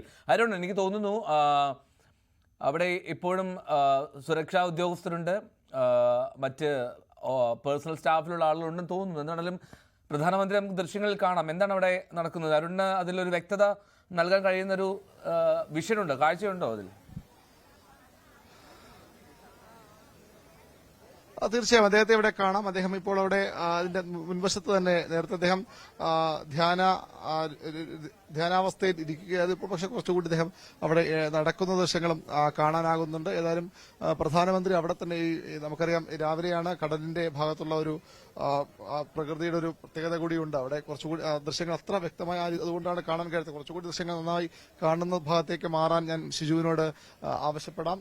കുറച്ചുകൂടി വ്യക്തത അവിടെ നിന്ന് ലഭിക്കുമെന്ന് പ്രതീക്ഷിക്കുന്നു. മറ്റൊരു ആംഗിളിലേക്ക് മാറി ഒരുപക്ഷെ കുറച്ചുകൂടി വ്യക്തത ഉണ്ടായേക്കാം. അതുവരെ നമുക്ക് മറ്റു ദൃശ്യങ്ങളിലേക്ക് പോകാം. കുറച്ചുകൂടി അങ്ങോട്ടേക്ക് മാറിയാൽ നല്ല ദൃശ്യങ്ങൾ കുറച്ചുകൂടി വ്യക്തമായ ദൃശ്യങ്ങൾ ലഭിക്കുമെന്ന് പ്രതീക്ഷിക്കുന്നു. പ്രധാനമന്ത്രി ഇപ്പോഴും അവിടെ തുടരുകയാണ്. അരുൺ, മൂവ് ചെയ്തോളൂ മെല്ലെ. ദൃശ്യങ്ങൾ പകർത്താൻ സാധിക്കില്ലെങ്കിൽ പോലും അരുൺ മൂവ് ചെയ്തോളൂ. അങ്ങനത്തെ ഒരു നല്ലൊരു സ്പേസ് കിട്ടുകയാണെങ്കിൽ. പക്ഷേ എത്ര സമയം അവിടെ മണ്ഡപത്തിന് മുന്നിൽ പ്രധാനമന്ത്രി ഉണ്ടാകുമെന്ന് അറിയാൻ കഴിയില്ല. എന്താണെങ്കിലും യൂട്യൂബിൽ ഒരുപാട് കമൻറ്റുകൾ വരുന്നുണ്ട്, അതിൽ വിമർശനങ്ങളുണ്ട്, പ്രധാനമന്ത്രിക്ക് ആശംസകളുണ്ട്, എല്ലാം ഉണ്ട്. അപ്പോൾ എന്താണെങ്കിലും ജൂലി പോൾ ചക്കേത്ത്, ലൈല വിജയൻ, ഉണ്ണികൃഷ്ണൻ എൻ, അസ്ലം കടലൂർ, മുഹമ്മദ് അജ്മൽ, ജലീൽ പ്ലാസ, പ്രശാന്ത് വാസുദേവൻ നായർ, കെ എൻ കിഷോർ, എല്ലാവർക്കും നല്ലൊരു പ്രഭാതം നേരുകയാണ്. ഒപ്പം തന്നെ പ്രഭാഷ്, നമസ്കാരം ന്യൂസ് 18. എൽദോ സാർ സുഖമാണല്ലോ പ്രഭാഷേ? ജൂൺ 1 സന്തോഷം നിറഞ്ഞൊരു മാസമായിരിക്കട്ടെ. അതിൻ്റെ മുന്നോടിയായി സിസ്റ്ററിൻ്റെ ഡാൻസ് കാണാൻ രാവിലെ കഴിഞ്ഞതിൽ ഒരുപാട് സന്തോഷം. സൂപ്പറായിരുന്നു, നന്ദി. സൂപ്പറായിരുന്നു സിസ്റ്ററിൻ്റെ ഡാൻസ് എന്ന് നിങ്ങൾ കണ്ട പ്രേക്ഷകർക്ക് മനസ്സിലാകും. എന്നാലും ഈ നമ്മുടെ മോർണിംഗ് വെബ്സിൻ്റെ ആരംഭത്തിൽ തന്നെയായിരുന്നു ഇപ്പോൾ പ്രഭാഷ് സൂചിപ്പിച്ച ആ സിസ്റ്ററുടെ ഡാൻസ്. ഇപ്പോൾ അരുൺ കന്യാകുമാരിയിൽ നിന്നാണ് വിവരങ്ങൾ നൽകിക്കൊണ്ടിരിക്കുന്നത്. കന്യാകുമാരിയിൽ പ്രധാനമന്ത്രി വിവേകാനന്ദ പാറയിൽ ധ്യാനം ഇരിക്കുന്നു. ഇത് 3-ാം ദിവസമാണ്. ഇന്ന് ഉച്ച കഴിഞ്ഞ് ധ്യാനം അവസാനിപ്പിച്ച് അദ്ദേഹം തിരുവനന്തപുരം വഴിയായിരിക്കും മടക്കം എന്നുള്ളതാണ് മുൻകൂട്ടി നിശ്ചയിച്ചിരിക്കുന്നത്. ഇപ്പോൾ വിവേകാനന്ദ പാറയിലെ മണ്ഡപത്തിന് മുന്നിൽ, അതായത് ധ്യാന മണ്ഡപത്തിലാണ് നിലവിലുള്ളത്. ധ്യാന മണ്ഡപത്തിൽ ഇപ്പോൾ പ്രധാനമന്ത്രിയുടെ ദൃശ്യങ്ങൾ കാണാം. അവിടെ നിന്നുള്ള തത്സമയ ദൃശ്യങ്ങളാണ് ഇപ്പോൾ പ്രേക്ഷകർ കണ്ടുകൊണ്ടിരിക്കുന്നത്. ഷിജു ചവറ ആ ദൃശ്യങ്ങൾ ഇങ്ങനെ പകർത്തിക്കൊണ്ടിരിക്കുന്നു. ഒപ്പം വി അരുൺ നമുക്ക് വേണ്ടി അവിടെ നിന്ന് തത്സമയം വിവരണങ്ങൾ നൽകുന്നു. അരുൺ, ഇപ്പോൾ അല്പം കൂടി ഭംഗിയായി പ്രധാനമന്ത്രിയെ നമുക്ക് കാണാൻ കഴിയുന്നുണ്ട്. തീർച്ചയായും അതുതന്നെയാണ് ഞാൻ നേരത്തെ സൂചിപ്പിച്ചത്. പ്രധാനമന്ത്രി ഇപ്പോഴും അവിടെ തുടരുന്നു. അദ്ദേഹം പ്രഭാതം എത്ര കണ്ടാലും മതിവരാത്ത പ്രഭാതമാണ് ഈ കന്യാകുമാരിലെ. അതായത് ഒരുപക്ഷെ അദ്ദേഹത്തിന്റെ ജീവിതത്തിൽ സമയം അദ്ദേഹം ആസ്വദിക്കുന്നു. ആദ്യഭാഗം നേരത്തെ അദ്ദേഹം നിരവധി തവണ കന്യാകുമാരിയിൽ വന്നുപോയ ആളാണ്. ഏകതാ യാത്ര എന്ന പ്രശസ്തമായ യാത്രയുടെ ഭാഗമായൊക്കെ പ്രധാനമന്ത്രി പതിറ്റാണ്ടുകൾക്ക് മുമ്പ് തന്നെ ഇവിടെ വന്നുപോയ ആളാണ്. പക്ഷേ ഇത്രയധികം സമയം ഒരുപക്ഷെ അദ്ദേഹത്തിന് ഇത്രയധികം സംവിധാനങ്ങളോടുകൂടി, കാരണം അത് വളരെയധികം സുരക്ഷയുണ്ട്, വളരെയധികം ശാന്തമായ അന്തരീക്ഷമുണ്ട്. ഒരുപക്ഷെ ഈ കടലിന്റെ ഇരമ്പത്തിനപ്പുറത്തേക്ക് ഒരു ശബ്ദം പോലും അവിടെ ഉയരില്ല. അത്രയധികം സമാധാനത്തോടുകൂടി ശാന്തതയോടുകൂടി അദ്ദേഹത്തിന് ധ്യാനമിരിക്കാൻ കഴിയും, ഈ പ്രകൃതിയെ ആസ്വദിക്കാൻ കഴിയും. ഈ സമുദ്രത്തിന്റെ ഭംഗി, വിവേകാനന്ദ പാറയുടെ ആ ഒരു സാഹചര്യങ്ങൾ, അതുപോലെ തന്നെ കന്യാകുമാരിയുടെ ഒരു ഭംഗിയൊക്കെ ആസ്വദിക്കാൻ കഴിയുന്ന ഏറ്റവും പ്രധാനപ്പെട്ട സമയമാണ് അദ്ദേഹത്തിന്. ഏറ്റവും ഒരുപക്ഷെ ഈ 100 കോടിയിലധികം വരുന്ന ഇന്ത്യൻ ജനതയ്ക്ക് അപൂർവമായ ആളുകൾക്ക് മാത്രമാകാം ഇത്തരം ഒരു അവസരം ലഭിക്കുന്നത്. ആ ഒരു അവസരത്തിലൂടെ കൂടിയാണ്, സാഹചര്യത്തിൽ കൂടിയാണ് അദ്ദേഹം കടന്നു പോകുന്നത്. അദ്ദേഹം ഇപ്പോൾ ധ്യാന മണ്ഡപത്തിലേക്ക് കയറി, വീണ്ടും അങ്ങോട്ടേക്ക് തന്നെ കയറി എന്നാണ് മനസ്സിലാകുന്നത്. അദ്ദേഹത്തിന്റെ ദൃശ്യങ്ങൾ ഇപ്പോൾ നമുക്ക് അതുകൊണ്ട് തന്നെ വ്യക്തമാകുന്നില്ല. നേരത്തെ ഇരുന്ന സ്ഥലത്ത് നിന്ന് അദ്ദേഹം അത് തൊട്ടു താഴെയുള്ള മണ്ഡപത്തിലേക്ക് മാറിയിരിക്കുന്നു. എൽദോ കാണാം. എന്തായാലും വി അരുണാണ് വിവരങ്ങൾ പങ്കുവയ്ക്കുന്നത്. കന്യാകുമാരിയിൽ നിന്നുള്ള ദൃശ്യങ്ങളാണ് പ്രേക്ഷകർ കണ്ടുകൊണ്ടിരിക്കുന്നത്. അവിടെ പ്രധാനമന്ത്രി നരേന്ദ്രമോദി കഴിഞ്ഞ ദിവസങ്ങളിൽ ആരംഭിച്ച ധ്യാനം അത് ഇന്നും തുടരുകയാണ്. ഇന്ന് 3-ാം ദിനമാണ്. ഇന്ന് ധ്യാനം പൂർത്തിയാക്കി അദ്ദേഹം മടങ്ങുകയും ചെയ്യും. എന്നാണെങ്കിലും കന്യാകുമാരിയിലേക്ക് ഏവരും ആകാംക്ഷയോടെ ഉറ്റുനോക്കുന്നു. പ്രത്യേകിച്ചും ഇന്ന് രാജ്യത്ത് ലോക്സഭാ തെരഞ്ഞെടുപ്പിൻ്റെ ഏറ്റവും ഒടുവിലത്തെ ഘട്ടമാണ്. ആ ഒടുവിലത്തെ ഘട്ടത്തിൽ വാരാണസി ഉൾപ്പെടെയുള്ള മണ്ഡലങ്ങളിൽ ഇന്ന് വോട്ടെടുപ്പ് നടക്കുന്നു എന്നുള്ളതാണ് ഏറ്റവും പ്രധാനപ്പെട്ട കാര്യം. രാവിലെ തന്നെ പോളിംഗ് ആരംഭിച്ചിട്ടുണ്ട്. ആ പോളിംഗിൻ്റെ വാർത്തകളിലേക്ക്, ഇലക്ഷൻ വാർത്തകളിലേക്കാണ് നമ്മൾ ഇനി പോകുന്നത്. ER രാഗേഷ് പങ്കുവയ്ക്കും വിശദാംശങ്ങൾ. രാഗേഷ്, പ്രധാനമന്ത്രി മത്സരിക്കുന്ന വാരാണസി ഉൾപ്പെടെ 57 മണ്ഡലങ്ങളിലേക്ക് വോട്ടെടുപ്പ് നടക്കുകയാണ്. എക്സിറ്റ് പോളുകൾ ഇന്ന് വൈകിട്ട് പുറത്തു വരുന്ന ഒരു കാര്യം കൂടിയുണ്ട്. അതൊരു പക്ഷേ എക്സിറ്റ് പോളിൻ്റെ ഒരു എക്സൈറ്റ്മെൻ്റ് ഉണ്ട് ഈ രാഷ്ട്രീയം ഉറ്റുനോക്കുന്ന ആളുകൾക്കിടയിൽ. അതിൻ്റെ ഫലം എന്തുമായിക്കോട്ടെ, വ്യത്യസ്ത എക്സിറ്റ് പോളുകളുടെ ഫലം അത് വ്യത്യസ്തമായിരിക്കുമെന്ന കാര്യത്തിൽ സംശയമില്ല. എങ്കിൽ പോലും എന്താണെങ്കിലും നമുക്ക് കാത്തിരിക്കാം വൈകിട്ട് 6 മണിക്ക് ശേഷം വരുന്ന എക്സിറ്റ് പോളിനായി. ആദ്യം പോളിംഗിനെ പറ്റി. പോളിംഗ് എല്ലായിടത്തും ആരംഭിച്ചോ? തടസ്സം കൂടാതെ കാര്യമായിട്ട് പോളിംഗ് രാവിലെ തന്നെ രേഖപ്പെടുത്തുന്നുണ്ടോ? എൽദോ, ലോകത്തിലെ തന്നെ ഏറ്റവും വലിയ ജനാധിപത്യ പ്രക്രിയ അതിൻ്റെ അവസാന ഘട്ടത്തിലേക്ക് കടക്കുകയാണ്. കാരണം ഏതാണ്ട് 2.5 മാസത്തിലധികം നീണ്ടു നിന്നതാണ് ഇന്ത്യയുടെ ജനാധിപത്യ ഉത്സവം. കൃത്യമായി പറഞ്ഞാൽ മാർച്ച് മാസം 16-ാം തീയതിയാണ് ഈ തെരഞ്ഞെടുപ്പ് പ്രഖ്യാപിക്കുന്നത്. പിന്നീട് ഈ വോട്ടെടുപ്പിൻ്റെ ദിനങ്ങൾ നോക്കുകയാണെങ്കിൽ 1-ാം ഘട്ടം മുതൽ ഈ 7-ാം ഘട്ടം വരെ 44 ദിവസമാണ് ഇതിൻ്റെ ഒരു ഷെഡ്യൂൾ. അങ്ങനെ ഒരു ദൈർഘ്യമേറിയ ഷെഡ്യൂളാണ് ഇത്തവണ ഉണ്ടായിരുന്നത്. ഇന്ത്യയുടെ ലോക്സഭാ തെരഞ്ഞെടുപ്പിൻ്റെ ചരിത്രം നോക്കുകയാണെങ്കിൽ ഏറ്റവും വലിയ 2ാമത്തെ ഷെഡ്യൂൾ കൂടിയാണിത്. പ്രത്യേകിച്ച് കാലാവസ്ഥയൊക്കെ നോക്കുകയാണെങ്കിൽ ഉത്തരേന്ത്യയിൽ ഉഷ്ണതരംഗം അതിശക്തമാണ്. പ്രത്യേകിച്ച് ജൂൺ മാസത്തിലേക്ക് സാധാരണഗതിയിൽ ഈ ലോക്സഭാ തെരഞ്ഞെടുപ്പ് ജൂൺ മാസത്തിലേക്ക് കടക്കുന്ന പതിവില്ല. മെയ് മാസത്തിലും മറ്റും ഇതിൻ്റെ പ്രക്രിയകളൊക്കെ, വോട്ടെണ്ണലൊക്കെ തന്നെ മെയ് മാസത്തിൽ തന്നെ അവസാനിക്കാറുണ്ട്. പക്ഷേ ഇത്തവണ ഏതായാലും ജൂൺ മാസത്തിലേക്ക് കടന്നു. അങ്ങനെ പ്രതികൂല കാലാവസ്ഥയിലും ജനങ്ങൾ വോട്ട് രേഖപ്പെടുത്തി. പ്രത്യേകിച്ച് 2019 വോട്ടിംഗ് ശതമാനം നോക്കുകയാണെങ്കിൽ 67%. ഇത് ഇപ്പോൾ കഴിഞ്ഞ 6 ഘട്ടം നോക്കുകയാണെങ്കിൽ വലിയ കുറവില്ല. ഈ പ്രതികൂല കാലാവസ്ഥയാണെങ്കിൽ പോലും ഏതാണ്ട് 1.5%, 2% കുറവാണ് ഇപ്പോൾ രേഖപ്പെടുത്തിയിട്ടുള്ളത്. അപ്പോൾ അതൊരു വലിയൊരു കുറവായി നമുക്ക് കണക്കാക്കാൻ കഴിയില്ല. ഏതായാലും 57 മണ്ഡലങ്ങളിൽ കൂടി ഇന്ന് ജനവിധി എഴുതുകയാണ്. പ്രധാനമായും പ്രധാനമന്ത്രി നരേന്ദ്രമോദി മത്സരിക്കുന്ന വാരാണസി ഉൾപ്പെടെയുള്ള 13 മണ്ഡലങ്ങളാണ് UP-യിൽ വോട്ടെടുപ്പ് നടക്കുന്നത്. പഞ്ചാബിലും 13 മണ്ഡലങ്ങളിൽ തന്നെയാണ് വോട്ടെടുപ്പ്. ഹിമാചൽ പ്രദേശിലെ 4 മണ്ഡലങ്ങൾ, ബീഹാറിലെ 8 മണ്ഡലങ്ങൾ, പശ്ചിമ ബംഗാളിൽ 9, ഒഡീഷയിൽ 6, ജാർഖണ്ഡിൽ 3, ചണ്ഡീഗഡ്, അങ്ങനെ 57 മണ്ഡലങ്ങളിൽ വോട്ടെടുപ്പ് നടക്കുന്നു. ഇപ്പോൾ ഏതായാലും പല പ്രധാനപ്പെട്ട നേതാക്കളും വോട്ട് രേഖപ്പെടുത്തിയിട്ടുണ്ട്. BJP ദേശീയ അധ്യക്ഷൻ JP നഡ്ഡ, അദ്ദേഹം ഹിമാചൽ പ്രദേശ് സ്വദേശിയാണ്. അദ്ദേഹം ഹിമാചലിലെ ഒരു ബൂത്തിൽ ഇപ്പോൾ വോട്ട് രേഖപ്പെടുത്തിയിട്ടുണ്ട്. UP മുഖ്യമന്ത്രി യോഗി ആദിത്യനാഥ് ഗോരഖ്പൂരിൽ വോട്ട് രേഖപ്പെടുത്തിയിട്ടുണ്ട്. ആം ആദ്മി പാർട്ടി നേതാവും രാജ്യസഭാംഗവുമായ രാഘവ് ചദ്ദ അനന്ത്പൂർ സാഹിബ് മണ്ഡലത്തിൽ വോട്ടറാണ് അവിടെ വോട്ട് രേഖപ്പെടുത്തിയിട്ടുണ്ട്. അങ്ങനെ പ്രധാനപ്പെട്ട നേതാക്കളൊക്കെ തന്നെ ഈ അവസാന ഘട്ടത്തിൽ വോട്ട് രേഖപ്പെടുത്തുകയാണ്. ഒപ്പം പ്രധാനമന്ത്രി നരേന്ദ്രമോദി കന്യാകുമാരിയിൽ ധ്യാനത്തിലാണ്. പക്ഷേ അദ്ദേഹത്തിന് ട്വീറ്റ് ഇതിനോടകം തന്നെ വന്നിട്ടുണ്ട്. ജനാധിപത്യ പ്രക്രിയയുടെ ഭാഗമാകണം വോട്ടർമാർ എന്ന് അദ്ദേഹം ട്വീറ്റ് ചെയ്യുകയും ചെയ്തിട്ടുണ്ട്. ഏതായാലും വലിയ പ്രതീക്ഷ എല്ലാ മുന്നണികളും പങ്കുവെക്കുന്നുണ്ട്. BJP കഴിഞ്ഞ തവണ ഈ അവസാന ഘട്ടം നോക്കുകയാണെങ്കിൽ UP-യിലും ബീഹാറിലുമാണ് BJP ഒരു തേരോട്ടം കണ്ടത്. UP-യിലെ 13-ൽ 9 മണ്ഡലങ്ങൾ BJP, 2 മണ്ഡലങ്ങളിൽ അപ്നാദളും വിജയിച്ചു. സഖ്യകക്ഷിയാണ് അപ്നാദൾ. ബാക്കി 2 സീറ്റിൽ വിജയിച്ച BSP ആയിരുന്നു. ബീഹാറിൽ മുഴുവൻ സീറ്റും വിജയിക്കാൻ സാധിച്ചു. പഞ്ചാബിൽ BJPക്ക് കഴിഞ്ഞ തവണ ലഭിച്ചത് 2 സീറ്റുകളാണ്. പ്രത്യേകിച്ച് ഇപ്പോൾ കർഷക രോഷമടക്കമുണ്ട്. ഇപ്പോൾ ഏറ്റവും ഒടുവിൽ പഞ്ചാബും കർഷകരെ ദ്രോഹിച്ചവർക്കെതിരെ, കർഷകർക്കെതിരായ നിലപാടെടുത്തവർക്കെതിരെ വോട്ട് ചെയ്യണമെന്നൊരു ആഹ്വാനം കർഷക സംഘടനകളുടെ ഭാഗത്തുനിന്ന് ഈ വോട്ടെടുപ്പിന്റെ അവസാന മണിക്കൂറുകളിലും വന്നിട്ടുണ്ട്. അപ്പോൾ ഏതൊക്കെ തരത്തിൽ BJPയെ ബാധിക്കുമെന്ന വിഷയമുണ്ടെങ്കിൽ പോലും ഗുരുദാസ്പൂർ അടക്കം പരമ്പരാഗതമായി ജയിച്ചു വരുന്ന സീറ്റുകളിൽ അവർക്ക് അനുകൂലമാക്കാൻ കഴിയുമെന്നൊരു പ്രതീക്ഷയുണ്ട്. പക്ഷേ പഞ്ചാബിൽ പ്രധാനമായും 4 കക്ഷികൾ തമ്മിലുള്ള പോരാട്ടമാണെങ്കിൽ പോലും അവിടെ മത്സരം കടുക്കുന്നത് കോൺഗ്രസും ആം ആദ്മി പാർട്ടിയും തമ്മിലാണ്. കോൺഗ്രസ് കഴിഞ്ഞ തവണ 8 സീറ്റിൽ വിജയിച്ചു. അവിടേക്ക് ആം ആദ്മി പാർട്ടി എത്ര സീറ്റുകൾ അതിൽ നിന്ന് പിടിക്കും എന്നുള്ളതാണ് ഏറ്റവും പ്രധാനപ്പെട്ട ചോദ്യം. UP-യിലും സമാജ്വാദി പാർട്ടിയുമായുള്ള സഖ്യം ഗുണം ചെയ്യുമെന്നതിന്റെ കണക്കൂട്ടലുണ്ട്. പ്രത്യേകിച്ച് UP-യിൽ കഴിഞ്ഞ 2 തവണയും ഒരു മോദി തരംഗമുണ്ടായിരുന്നു. അത് ഇത്തവണ ഇല്ല എന്നൊരു അവകാശവാദം ഏതായാലും ഇന്ത്യ സഖ്യ നേതാക്കൾ ആവർത്തിക്കുന്നുണ്ട്. അപ്പോൾ ഈ വോട്ടെടുപ്പിന്റെ ഒരു പകുതി പിന്നിടുമ്പോൾ ഇന്ത്യ മുന്നണിക്കുണ്ടായ ആത്മവിശ്വാസം അത് ഈ അവസാന ഘട്ടത്തിലും ഉണ്ടാകുമോ, അത് വോട്ടെടുപ്പിൽ പ്രതിഫലിക്കുമോ തുടങ്ങിയ കാര്യങ്ങളാണ് ഇനി അറിയേണ്ടത്. കാരണം എൽദോ സൂചിപ്പിച്ച പോലെ 6 മണിക്ക് വോട്ടെടുപ്പ് അവസാനിക്കും. അത് കഴിഞ്ഞാൽ 6:30 എക്സിറ്റ് പോൾ ഫലങ്ങൾ പുറത്തു വരും. സ്വാഭാവികമായും അത് രാജ്യം എങ്ങനെ വോട്ട് ചെയ്തു എന്നതിൻ്റെ ഒരു ട്രെൻഡായി തന്നെ ഈ എക്സിറ്റ് പോളുകളെ വിലയിരുത്താം. അത് പൂർണ്ണമായും ശരിയാണെന്ന് നമുക്ക് പറയാൻ കഴിയില്ല. അങ്ങനെ ശരിയാകാത്ത ചരിത്രമുണ്ട്. പക്ഷേ അതൊരു ട്രെൻഡാണെന്ന് തന്നെ പറയാം. പ്രത്യേകിച്ച് കഴിഞ്ഞ തവണ ചില എക്സിറ്റ് പോളുകളെങ്കിലും NDA 350 സീറ്റ് നേടുമെന്ന് അവകാശപ്പെട്ടിരുന്നു. അത് യാഥാർത്ഥ്യമാവുകയും ചെയ്തു. അപ്പോൾ 6:30 തന്നെ എക്സിറ്റ് പോൾ ഫലങ്ങൾ പുറത്തു വരും. ഏതായാലും ഇന്ന് ഇന്ത്യ മുന്നണിയുടെ യോഗം ചേരുന്നുണ്ട്. ഉച്ചയ്ക്ക് ശേഷമാണ് ഈ യോഗം.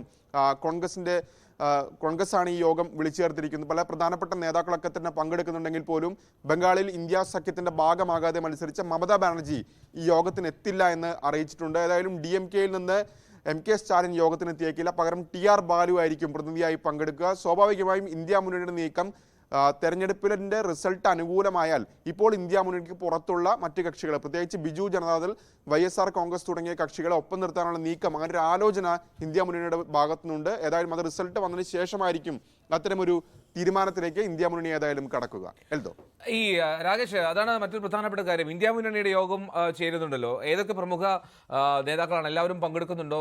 ഇന്നലെ ഇപ്പം സ്റ്റാലിനൊക്കെ പങ്കെടുക്കുന്നില്ല എന്നുള്ള വിവരമൊക്കെ ഇന്നലെ വന്നിരുന്നു. അപ്പോൾ ആ ഒരു മുന്നണി യോഗം അത് ഏറ്റവും വിപുലമായിട്ടാണോ അതോ ഒരു പ്രാതിനിധ്യ യോഗം പോലെ മാത്രമേ ഉള്ളൂ?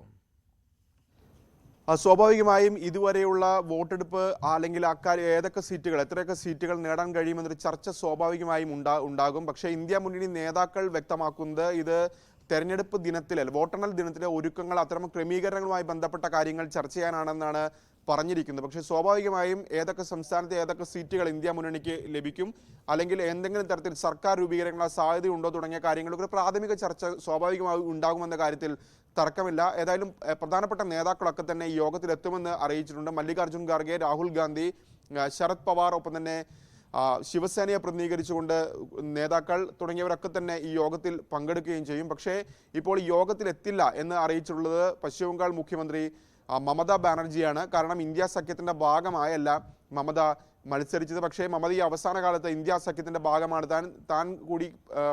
തൻ്റെ കൂടി നേതൃത്വത്തിലാണ് ഇന്ത്യ സഖ്യം രൂപീകരിച്ചതൊക്കെ തന്നെ അവകാശപ്പെടുകയൊക്കെ ചെയ്തിരുന്നു. പക്ഷേ മമത ഏതായാലും ഈ യോഗത്തിൽ പങ്കെടുക്കുന്നില്ല. തമിഴ്നാട് മുഖ്യമന്ത്രി MK സ്റ്റാലിൻ പങ്കെടുക്കില്ല. പക്ഷേ പകരം മുതിർന്ന നേതാവായ TR ബാലു, പ്രത്യേകിച്ച് സീറ്റ് വിഭജനവുമായി ബന്ധപ്പെട്ട ചർച്ചകളിലൊക്കെ തന്നെ DMK-ക്ക് അതിന് നേതൃത്വം നൽകിയ TR ബാലുവാണ്, മുതിർന്ന നേതാവാണ്. അപ്പോൾ TR ബാലു ഈ യോഗത്തിൽ പങ്കെടുക്കുന്ന DMK-യും ഏതായാലും അറിയിച്ചിട്ടുണ്ട്. എൽദോ, റൈറ്റ്. ER രാകേഷാണ് വിവരങ്ങൾ പങ്കുവച്ചത്. ഓക്കെ, എന്തായാലും പോളിംഗ് ആരംഭിച്ചു. പലയിടത്തും രാവിലെ തന്നെ പ്രമുഖരായിട്ടുള്ള നേതാക്കളുടെ പോളിംഗ് ദൃശ്യങ്ങളും ഒക്കെ വന്നുകൊണ്ടിരിക്കുന്നപ്പോൾ അതിൻ്റെ വിവരങ്ങളാണ് പങ്കുവച്ചത്. ഇന്ന് വൈകിട്ട് ഞാൻ ആദ്യം സൂചിപ്പിച്ചപ്പോൾ ER രാകേഷും സൂചിപ്പിച്ചതുപോലെ എക്സിറ്റ് പോൾ ഫലങ്ങളുണ്ട്.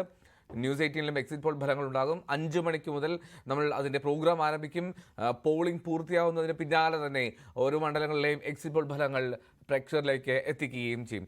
ഇനി മറ്റൊരു പ്രധാനപ്പെട്ട വാർത്ത കൂടി രാകേഷ് പങ്കുവയ്ക്കുക. അത് വേറൊന്നുമല്ല, ലൈംഗിക പീഡന കേസിലെ അതിജീവിതയെ തട്ടിക്കൊണ്ടുപോയ കേസിൽ JDS MPയും NDA സ്ഥാനാർത്ഥിയുമായിട്ടുള്ള പ്രജ്വൽ രേവണ്ണയുടെ അമ്മ ഭവാനി രേവണ്ണയെ ഇന്ന് ചോദ്യം ചെയ്യും.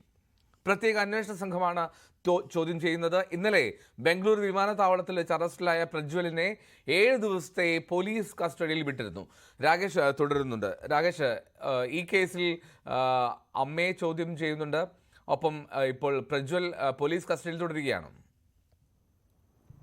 എൽദോ, ഭവാനി രേവണ്ണയെ ഇന്ന് പ്രത്യേക അന്വേഷണ സംഘം ചോദ്യം ചെയ്യും. പ്രജ്വൽ രേവണ്ണയുടെ അമ്മയാണ് ഭവാനി രേവണ്ണ. കാരണം അതിജീവിയെ തട്ടിക്കൊണ്ടുപോകൽ കേസിൽ ഇതിനോടകം തന്നെ നിലവിൽ കേസ് നിലവിലുണ്ട് ഭവാനി രേവണ്ണയ്ക്ക്. അതായത് മൈസൂരുവിലെ KR നഗറിൽ നിന്നാണ് അതിജീവിതയെ തട്ടിക്കൊണ്ടുപോയത്. ഈ കേസിൽ നേരത്തെ പ്രത്യേക അന്വേഷണ സംഘം പലതവണ ചോദ്യം ചെയ്യലിന് ഹാജരാക്കണമെന്ന് ആവശ്യപ്പെട്ടുകൊണ്ട് ഭവാനി രേവണ്ണയ്ക്ക് നോട്ടീസ് നൽകിയിരുന്നു. എന്നാൽ ഇതിനോട് പ്രതികരിക്കാൻ തയ്യാറായില്ല, അല്ലെങ്കിൽ ഹാജരാവാൻ തയ്യാറായില്ലെന്ന് മാത്രമല്ല, താൻ വീട്ടിലുണ്ടാകും എന്നൊരു മറുപടി നേരത്തെ തന്നെ ഭവാനി രേവണ്ണ നൽകിയിരുന്നു. ഇതിന്റെ അടിസ്ഥാനത്തിലാണ് ഇപ്പോൾ ഹൊലെ നരസിപ്പൂരിലെ വീട്ടിലേക്ക് ചോദ്യം ചെയ്യലിനായി പ്രത്യേക അന്വേഷണ സംഘം എത്തുന്നത്. ഇന്നലെ നൽകിയ കത്തിൽ പ്രത്യേക അന്വേഷണ സംഘം വ്യക്തമാക്കിയിരുന്നത് ഇന്ന് 10 മണിക്കും 5 മണിക്കും ഇടയിലായി അന്വേഷണ സംഘം ഹൊലെ നരസിപ്പൂരിലെ വസതിയിലെത്തും, അവിടെ ഉണ്ടാകണം എന്നൊരു ആവശ്യം ഈ കത്തിൽ ഉന്നയിച്ചിരുന്നു. പ്രത്യേകിച്ച് വനിതാ ഉദ്യോഗസ്ഥരടക്കമുള്ളവരുമായാണ് എത്തുക എന്നുകൂടി അന്വേഷണ സംഘം അറിയിച്ചിട്ടുണ്ട്. അപ്പോൾ നേരത്തെ ഈ കേസിൽ ഒരു മുൻകൂർ ജാമ്യാപേക്ഷ നൽകിയിരുന്നു ഭവാനി രേവണ്ണ. ഇന്നലെ അത് കോടതി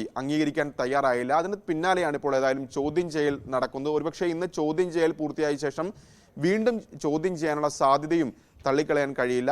ഏതായാലും ഈ കേസിൽ രേവണ്ണ കുടുംബത്തിനെതിരെ കൂടുതൽ കുരുക്ക് മുറുകയാണെന്ന് തന്നെ പറയാം. കാരണം ഇന്നലെയാണ് പ്രജ്വൽ രേവണ്ണയെ ബംഗളൂരു വിമാനത്താവളത്തിൽ, ജർമ്മനിയിൽ നിന്ന് എത്തിയ ഉടനെ ബംഗളൂരു വിമാനത്താവളത്തിൽ വെച്ച് പ്രത്യേക അന്വേഷണ സംഘം അറസ്റ്റ് ചെയ്തത്. അതിന് പിന്നാലെ കോടതിയിൽ ഹാജരാക്കുകയും 7 ദിവസത്തെ കസ്റ്റഡിയിൽ വിടുകയും ചെയ്തിരുന്നു കോടതി. ഏതായാലും ഇപ്പോൾ കസ്റ്റഡിയിലാണ് പ്രജ്വൽ രേവണ്ണയുള്ളത്. സ്വാഭാവികമായും ഈ കേസിലെ നിർണായക തെളിവായ മൊബൈൽ ഫോണുകൾ അടക്കം കണ്ടെടുക്കേണ്ടതുണ്ട്. പക്ഷേ പ്രജ്വൽ ഇതിനോടകം തന്നെ അന്വേഷണ സംഘത്തെ അറിയിച്ചിട്ടുള്ളത് ഈ മൊബൈൽ ഫോൺ നഷ്ടപ്പെട്ടു എന്നാണ്.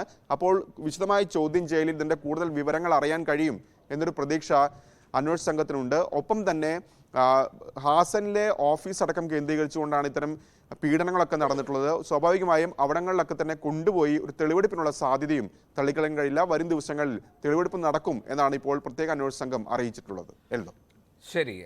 രാകേഷാണ് വിവരങ്ങൾ നൽകിയത് നാഷണൽ ഡെസ്കിൽ നിന്ന്. കർണാടക സർക്കാരിനെ പുറത്താക്കാൻ രാഷ്ട്രീയ എതിരാളികൾ കേരളത്തിൽ മൃഗബലി നടത്തിയെന്ന DK ശിവകുമാറിന്റെ ആരോപണത്തിൽ കൂടുതൽ പ്രതികരണങ്ങൾക്ക് സാധ്യതയുണ്ട്. പരാമർശം വിവാദമായതിന് പിന്നാലെ തന്റെ പരാമർശം ദുർവ്യാഖ്യാനം ചെയ്തു എന്ന് DK വിശദീകരിച്ചിരുന്നു. അതേസമയം മൃഗബലി നടന്നിട്ടില്ല എന്ന് കേരള പോലീസ് DGPക്ക് റിപ്പോർട്ട് നൽകിയിട്ടുമുണ്ട്. വീണ്ടും മോർണിംഗ് എഫ് തുടരുകയാണ്. സംസ്ഥാനത്ത് ഇന്നും വ്യാപക മഴയ്ക്ക് സാധ്യതയുണ്ട്. ഇടുക്കിയിലും എറണാകുളത്തും പുലർച്ചെ വരെ നന്നായി മഴ പെയ്തു. ഇടുക്കിയിൽ പലയിടത്തും മണ്ണിടിച്ചിലും ഉരുൾപൊട്ടലും ഉണ്ടായിട്ടുണ്ട്. മലങ്കര ഡാമിന്റെ 4 ഷട്ടറുകൾ തുറന്നു. കനത്ത മഴയെ തുടർന്ന് ദുബായിൽ നിന്നുള്ള എമിറേറ്റ്സ് വിമാനം നെടുമ്പാശ്ശേരിയിൽ ലാൻഡ് ചെയ്യാൻ 3 മണിക്കൂർ വൈകിയതിനാൽ മടക്കയാത്ര വൈകുകയാണ്. എറണാകുളത്ത് വെള്ളക്കെട്ട് ഒഴിവായി, എങ്കിലും ദുരിതം അവസാനിച്ചിട്ടില്ല. വെള്ളം കയറിയ സ്ഥലങ്ങളിൽ ശുചീകരണ പ്രവർത്തനങ്ങൾ തുടരുകയാണ്.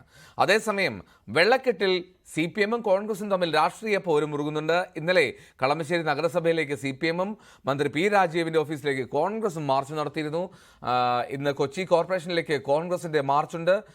ഡാനി പോളും സാഗറും നമുക്ക് വാർത്തയുടെ വിശദാംശങ്ങൾ പങ്കുവയ്ക്കും. ഡാനി, ഇപ്പോൾ കൊച്ചിയിൽ മഴയുണ്ടോ? എന്താണ് സാഹചര്യം? വെള്ളക്കെട്ട് ഒഴിവായി എന്നുള്ളത് ആശ്വാസകരമാണ്. പക്ഷേ അപ്പോഴും അവിടെ മഴയില്ലാന്ന് തോന്നുന്നു. എന്താണെങ്കിലും അവിടെ ചേരിതിരിഞ്ഞ് രാഷ്ട്രീയ പോരായി വെള്ളക്കെട്ടും മഴയും ഒക്കെ മാറുന്നു എന്നുള്ളതാണ് മറ്റൊരു പ്രധാനപ്പെട്ട കാര്യം കൊച്ചിയിൽ.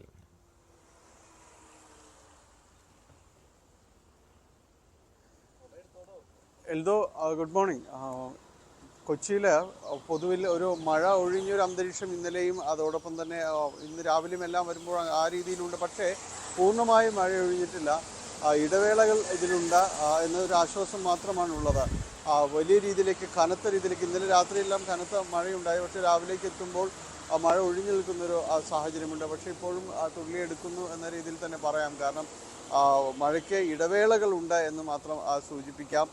പൂർണ്ണമായും ഒഴിഞ്ഞൊരു സാഹചര്യത്തിലേക്ക് വരുന്നില്ല. അതിൻ്റെ ഒരു ഇടവേളകളുണ്ട്. അതിൻ്റെ ഒരു ആശ്വാസം എന്ന് പറയുന്നത് ഈ പെയ്യുന്ന മഴ, അതിൻ്റെ വളരെ ശക്തിയായിട്ട് മഴ പെയ്യുന്നുണ്ട്. അത് വെള്ളക്കെട്ട് ഒഴിവാകാൻ ഇത്തരം ഒരു ഇടവേളകൾ വലിയ ആശ്വാസമാകുന്നു എന്നതാണ് നമുക്ക് പറയാനുള്ളത്. പക്ഷേ അതേസമയം തന്നെ ഈ ശുചീകരണം നടത്തി വീടുകളിലേക്ക് മടങ്ങിയെത്തുന്ന ആളുകളുണ്ട്. അവർക്ക് വലിയ രീതിയിൽ ആശങ്കകളുണ്ട്. കാരണം ഇത് എല്ലാ ദിവസത്തെയും ഒരു പണി പോലെ ആയിരിക്കുന്നു. നമ്മൾ കളമശ്ശേരിയിലും അതോടൊപ്പം തന്നെ വട്ടേക്കുന്നത്തും തൃക്കാക്കരയിലും പലയിടങ്ങളിലുമായിട്ടെല്ലാം ചെല്ലുമ്പോൾ വെള്ളക്കെട്ടിൻ്റെ രൂക്ഷത അനുഭവിക്കുന്നവർ എല്ലാ ദിവസവും ഇത് തന്നെ ചെയ്യുന്നൊരവസ്ഥയിലേക്ക് വരുന്നു എന്നതാണ് അവർ പറയുന്നത്. ശുചീകരണം തന്നെയാണ് ദിവസങ്ങളായി നടക്കുന്നത്, ഒരു മാറ്റവുമില്ലാതെ തുടരുന്നു. അതോടൊപ്പം ഇത് വെള്ളക്കെട്ട് ഒഴിവാക്കാനുള്ള സത്വര നടപടികൾ അത് സ്വീകരിക്കണം. അത് വലിയ രീതിയിലേക്ക് അത്തരം കാര്യങ്ങൾ വേണം, എത്രയും പെട്ടെന്ന് വേണമെന്ന് ആവശ്യം ശക്തമാണ്. അതനുസരിച്ചുകൊണ്ട് സംസ്ഥാന സർക്കാർ ചില പദ്ധതികൾ ആവിഷ്കരിച്ച് നടപ്പാക്കുമെന്ന് മന്ത്രി പി രാജീവ് അറിയിച്ചിരുന്നു. ഇടപ്പള്ളി തോടിൻ്റെ നവീകരണം, ശുചീകരണം അടക്കമുള്ള കാര്യങ്ങളിലേക്ക് അത് നീങ്ങുമെന്ന് തന്നെ വ്യക്തമാക്കുകയും ചെയ്തിരുന്നു. എന്തായാലും ഈ കൊച്ചിയിലെയും കളമശ്ശേരിയിലെയും വെള്ളക്കെട്ട് അത് വലിയ രീതിയിൽ ജനങ്ങളെ ബുദ്ധിമുട്ടിക്കുന്നുണ്ട്. അതിനെ ചൊല്ലിയുള്ള വിവാദങ്ങളടക്കം വളരെ ശക്തമാവുകയാണ്. കാരണം ഇത് ആരുടേതെന്ന രീതിയിൽ അങ്ങോട്ടും ഇങ്ങോട്ടും CPM-ഉം കോൺഗ്രസും വലിയ രീതിയിൽ കുറ്റം ചാർത്തുക, അല്ലെങ്കിൽ ഈ വെള്ളക്കെട്ടിൻ്റെ ഒരു ഉത്തരവാദിത്വം തങ്ങൾക്കല്ല എന്ന് വിളിച്ചു പറയാൻ ഈ അവസരം നന്നായി ഉപയോഗിക്കുന്നുണ്ട്. കഴിഞ്ഞ ദിവസം മന്ത്രി പി രാജീവിൻ്റെ ഓഫീസിലേക്ക് കോൺഗ്രസ് മാർച്ച് നടത്തി. അതിന് പ്രധാന കാരണം കളമശ്ശേരി നഗരസഭ ആ പരിധിയിലെല്ലാം തരുന്ന വെള്ളക്കെട്ടിന് ഉത്തരവാദികൾ അത് പെട്ടെന്ന് മാറ്റണമെന്ന് പറഞ്ഞപ്പോൾ ഇപ്പോൾ ഇവിടെ മഴ തുടങ്ങിയിരിക്കുന്നതോ കളമശ്ശേരി നഗരസഭാ പരിധിയിൽ വരുന്ന വെള്ളക്കെട്ട് അതിൽ വലിയ കുറ്റം നഗരസഭയ്ക്കുണ്ട് എന്ന് പരസ്യമായിട്ട് തന്നെ മന്ത്രി പി രാജീവ് ഒരു യോഗത്തിൽ, ജനങ്ങളുമായി സംവദിക്കുന്ന യോഗത്തിൽ പറഞ്ഞു. ഇതിൻ്റെ ഉത്തരവാദിത്വം എന്നോടല്ല, നഗരസഭയോടാണ് നിങ്ങൾ ചോദിക്കേണ്ടതെന്ന് അദ്ദേഹം പറഞ്ഞു. അത് വലിയ പ്രതിഷേധത്തിന് അവിടെ ഇടയാക്കി. കാരണം ഇങ്ങനെ ഒരു ജനങ്ങൾ ബുദ്ധിമുട്ട് അനുഭവിക്കുമ്പോൾ കുറ്റം പഴിചാരി പോകരുത് എന്ന വിമർശനങ്ങൾ ഉയർന്നിരുന്നു. ഇന്നലെ അതിന് മറുപടി എന്നോണം പി രാജീവിൻ്റെ ഓഫീസിലേക്ക് കോൺഗ്രസ് മാർച്ച് നടത്തി. അതിന് മറുപടി പറഞ്ഞുകൊണ്ട് കളമശ്ശേരി നഗരസഭ UDF ആണ് ഭരിക്കുന്നത്, അവിടേക്ക് CPM മാർച്ച് നടത്തി.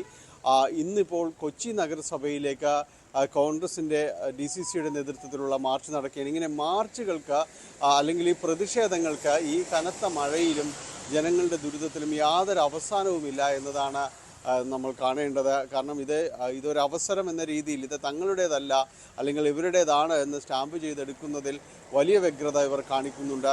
അതോടൊപ്പം ജനങ്ങളുടെ ദുരിതം തുടരുന്നുണ്ട്. സത്യത്തിൽ ഇതിലേക്ക് മുന്നിട്ടിറങ്ങി അതെല്ലാം പരിഹരിക്കുക, അങ്ങനെ ആരെങ്കിലും മുന്നിട്ടിറങ്ങുന്നുണ്ടോ എന്നതാണ് നോക്കേണ്ടത്. പക്ഷേ അത്തരം നടപടികളിലേക്ക്, ശുചീകരണ പ്രവർത്തനങ്ങളിലേക്കെങ്കിലും പങ്കെടുത്തുകൊണ്ട് പ്രതിഷേധം ആ രീതിയിലാക്കിയിരുന്നെങ്കിൽ ജനങ്ങൾക്ക് വലിയൊരളവ് ആശ്വാസമാകുമായിരുന്നു. ഇതിപ്പോൾ ഓരോരുത്തർ അവരുടെ വീടുകളിൽ എല്ലാ ദിവസവും നടക്കുന്ന ശുചീകരണങ്ങൾ ഒരു ഭാഗത്ത് തുടരുമ്പോൾ ഇത് തങ്ങളുടേതല്ല എന്ന് സ്ഥാപിച്ചെടുക്കുവാനുള്ള ഉത്തരവാദിത്വവും അതോടൊപ്പം തന്നെ അതിൻ്റെ ആവേശത്തിലും ഈ മഴയിലും മുന്നണികൾ അല്ലെങ്കിൽ രാഷ്ട്രീയ പാർട്ടികൾ മത്സരിക്കുകയാണ്. എറണാകുളം ജില്ലയിലേക്ക് വരുമ്പോൾ അതൊരു സങ്കടകരമായ ഒരു കാഴ്ചയാണ് ജനങ്ങളെ സംബന്ധിച്ചിടത്തോളം. ആരുടെ ഉത്തരവാദിത്വം എന്നതിനേക്കാൾ അപ്പുറം ഇത് ഒഴിവാക്കാനുള്ള നടപടികളിലേക്കാണ് വളരെ അടിയന്തരമായി കടന്നു ചെല്ലേണ്ടത്. എൽദോ. ഓക്കെ, ഡാനിയാണ് വിവരങ്ങൾ നൽകിയത്. ഡാനി, ഒരു കാര്യം കൂടി ചോദിച്ചോട്ടെ. ആ എമിറേറ്റ്സ് വിമാനം വൈകി, അവിടെ യാത്രക്കാർക്ക് ബുദ്ധിമുട്ടുണ്ടായി, തിരിച്ചുള്ള റിട്ടേൺ അത് വൈകുന്നു എന്നാണ് മനസ്സിലാക്കുന്നത്. അവിടെ നിന്നുള്ള വിവരങ്ങൾ എന്തെങ്കിലും ഉണ്ടോ?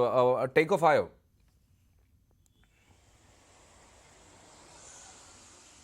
എൽദോ, അത് പുലർച്ചെയാണ് ഇവിടേക്ക് എത്തേണ്ടിയിരുന്നത്.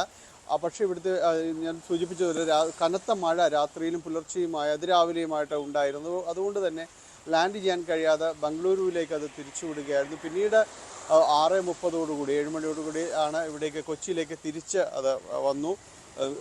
തിരിച്ചു പോകേണ്ട സമയത്തിൽ അത് മാറ്റം വന്നിരിക്കുകയാണ്. 10 മണിയോടുകൂടി അത് ടേക്ക് ഓഫ് ചെയ്യുമെന്നാണ് അറിയിച്ചിരിക്കുന്നത്. കാരണം ഇവിടെ നിന്നുള്ള യാത്രക്കാരുമായി പുലർച്ചെ തന്നെ അത് തിരികെ മടങ്ങേണ്ടതാണ്. ആ സമയം റീഷെഡ്യൂൾ ചെയ്തിട്ടുണ്ട്. 10 മണിയോടുകൂടി യാത്രക്കാർക്ക്, ദുബായിലേക്കുള്ള യാത്രക്കാർക്ക് അതിൽ പോകുവാനായിട്ട് സാധിക്കും. മറ്റ് കുഴപ്പങ്ങൾ, കാരണം കാലാവസ്ഥാ പ്രശ്നങ്ങളാണ്, ആ ഒരു ചെറിയ ടൈം സ്പാനിലുണ്ടായ വിഷയങ്ങളേ ഉള്ളൂ. അത് പരിഹരിക്കപ്പെട്ടിരിക്കുന്നു എന്ന് തന്നെയാണ് അവർ അറിയിക്കുന്നത്. ഇങ്ങോട്ടുള്ള യാത്രക്കാർ 6:30 മണിയോടുകൂടി കൊച്ചി വിമാനത്താവളത്തിൽ അവർക്ക് ഇറങ്ങാൻ കഴിഞ്ഞു. തിരിച്ചുവിടുന്ന ടേക്ക് ഓഫ് ചെയ്യേണ്ട സമയത്തിനാണ് മാറ്റം വന്നിരിക്കുന്നത്. അത് രാവിലെ 10 മണിയോടുകൂടി തിരിച്ച് ദുബായിക്ക് പറക്കുമെന്നാണ് അവിടെ അറിയാനായിട്ട് സാധിക്കുന്നത്. ഓക്കെ, ശരി ഡാനി. എന്താണെങ്കിലും കൊച്ചിയിൽ നിന്നുള്ള വിവരങ്ങളാണ് ഡാനി പങ്കുവച്ചത്. ഇനി നമ്മൾ സാഗറിലേക്ക് പോവുകയാണ്. സാഗർ ഇടുക്കിയിലെ വിവരങ്ങൾ പങ്കുവയ്ക്കും. സാഗർ, ഈ മലങ്കര ഡാമിൻ്റെ ഷട്ടറുകൾ തുറന്നു, ഇനി ചിലയിടത്ത് മണ്ണിടിച്ചിലും ചെറിയ ഉരുൾപൊട്ടലും ഒക്കെ റിപ്പോർട്ട് ചെയ്യുന്നുണ്ട്. ഇടുക്കിയിലത്തെ സാഹചര്യം എന്താണ് സാഗർ ഇപ്പോൾ? ഇന്നലെ ഉച്ചയ്ക്ക് ശേഷം ജില്ലയിൽ ആരംഭിച്ച മഴ വ്യാപകമായ ഒരു നാശം തന്നെ വിതച്ചു എന്ന് തന്നെ നമുക്ക് പറയാൻ കഴിയും. കാരണം ജില്ലയുടെ മലയോര മേഖലയേക്കാൾ കൂടുതൽ ഇന്നലെ ലോ റേഞ്ച് മേഖലയിലാണ് മഴ കനത്ത നാശം വിതച്ചത്. പലയിടത്തും മണ്ണിടിച്ചിലും ഉരുൾപൊട്ടലും ഉണ്ടായി. മണ്ണിടിച്ചിൽ ഇന്നലെ രാത്രി കനത്ത മണ്ണിടിച്ചിൽ ഉണ്ടായത് മൂലം തൊടുപുഴ പുളിയമ്മല സംസ്ഥാന പാത അടയ്ക്കുന്ന ഒരു അവസ്ഥയുണ്ടായി. ഇതുവഴിയുള്ള രാത്രി യാത്ര ഇന്നലെ ജില്ലാ കളക്ടർ നിരോധിച്ചിരുന്നു. ഈ വഴി വ്യാപകമായ തോതിൽ മണ്ണിടിച്ചിൽ ഉണ്ടായിട്ടുണ്ട്. ഇത് ഈ റോഡിലേക്ക് ഇടിഞ്ഞു വീണ മണ്ണ് നീക്കം ചെയ്യുന്ന പ്രവർത്തികൾ പുരോഗമിച്ചു വരുന്നേ. ഇന്ന് രാവിലെയോടെ ഭാഗികമായി ഈ വഴി തുറന്നു കൊടുത്തെങ്കിലും പൂർണ്ണമായി ഈ ഗതാഗതം പുനഃസ്ഥാപിക്കാൻ ഇതുവരെ ആയിട്ടില്ല. അതുപോലെ തന്നെ ലോ റേഞ്ച് മേഖലയിലാണെങ്കിൽ പൂച്ചപ്ര ഭാഗത്ത് ഉരുൾപൊട്ടൽ ഉണ്ടായിട്ടുണ്ട്. ഉരുൾപൊട്ടൽ ഉണ്ടായെങ്കിലും മറ്റ് നാശനഷ്ടങ്ങൾ, അതായത് ആളപായം ഒന്നും ഉണ്ടായിട്ടില്ല. എന്നാൽ ഏക്കർ കണക്കിന് കൃഷിയിടങ്ങൾ ഒലിച്ചുപോയതായും മറ്റും നാട്ടുകാർ, പ്രദേശവാസികൾ നമ്മെ അറിയിച്ചിട്ടുണ്ട്. അതുപോലെ തന്നെ ഈ അണക്കെട്ടിലെ ജലനിരപ്പ് ഉയർന്നിട്ടുണ്ട്. നീരൊഴുക്ക് വർദ്ധിച്ചാണ് ഈ അണക്കെട്ടിലെ ജലനിരപ്പുകൾ ഉയരുവാനുള്ള ഒരു പ്രധാന കാരണം. ഇന്ന് രാവിലെ വരെ മലങ്കര അണക്കെട്ടിന്റെ 4 ഷട്ടറുകളാണ് 1 മീറ്റർ വീതം വെള്ളം പുറത്തേക്ക് തുറന്നു വിട്ടുകൊണ്ടിരുന്നത്. എന്നാൽ അല്പം മുമ്പ് അത് 5 ഷട്ടറുകൾ ഉയർത്തി 2 മീറ്റർ ജലം പുറത്തേക്ക് ഒഴുക്കുന്ന ഒരു സ്ഥിതിയാണുള്ളത്. ഈ അണക്കെട്ടിലെ ജലം പുറത്തേക്ക് ഒഴുക്കുന്നതിനാൽ തന്നെ തൊടുപുഴ, മൂവാറ്റുപുഴ ആറുകളിലെ ഇരുകരകളിലുമുള്ളവർ ജാഗ്രതാ നിർദ്ദേശം പാലിക്കുവാൻ ജില്ലാ ഭരണകൂടം അറിയിച്ചിട്ടുണ്ട്. കനത്ത ജാഗ്രതയാണ് ജില്ലയിലുള്ളത്. ഇന്നിപ്പോ രാവിലെ മഴ അല്പം മാറി നിൽക്കുന്നുണ്ടെങ്കിലും മഴ പെയ്യുവാനുള്ള ഒരു സാഹചര്യമാണ് നിലനിൽക്കുന്നത്. ഇന്നലെ രാത്രി തന്നെ ഈ മണ്ണിടിച്ചിൽ, ഉരുൾപൊട്ടൽ ഉണ്ടായ മേഖലകളിൽ ജില്ലാ കളക്ടറും മന്ത്രി റോസി അഗസ്റ്റിനും ഉൾപ്പെടെയുള്ളവർ എത്തി ഗതാഗതം പുനഃസ്ഥാപിക്കുന്നതിനും മറ്റും നേതൃത്വം നൽകിയത്. പലയിടത്തും വൈദ്യുതി ഉൾപ്പെടെ താറുമാറായിട്ടുണ്ട്. ഇതുവരെ അതൊന്നും പുനഃസ്ഥാപിക്കുവാൻ കഴിഞ്ഞിട്ടില്ല. എന്തായാലും ഇന്നലെ പെയ്ത ഈ മഴ ജില്ലയിൽ വ്യാപകമായ ഒരു നാശം തന്നെയാണ് വിതച്ചിരിക്കുന്നത്. എന്തോ റൈറ്റ്, ഇടുക്കിയിൽ കൂടുതൽ നാശം ഉണ്ടാക്കിയിട്ടുണ്ട് മഴ. പലയിടങ്ങളിലും ചെറിയ ഉരുൾപൊട്ടലുകളൊക്കെ റിപ്പോർട്ട് ചെയ്യുന്നുണ്ട്. പുലർച്ചെ വരെ മഴ പെയ്യുന്നുണ്ടായിരുന്നു എന്നുള്ളതാണ് വിവരം. കേസിൽ പെടുത്തുമെന്ന് ഭീഷണിപ്പെടുത്തി ക്വാറി ഉടമയിൽ നിന്ന് കൈക്കൂലി വാങ്ങിയ വളാഞ്ചേരി CI സുനിൽ ദാസ് കേസെടുത്ത് 3-ാം ദിവസവും ഒളിവിൽ തുടരുകയാണ്. മലപ്പുറം ക്രൈംബ്രാഞ്ച് DYSPയുടെ നേതൃത്വത്തിലാണ് അന്വേഷണം.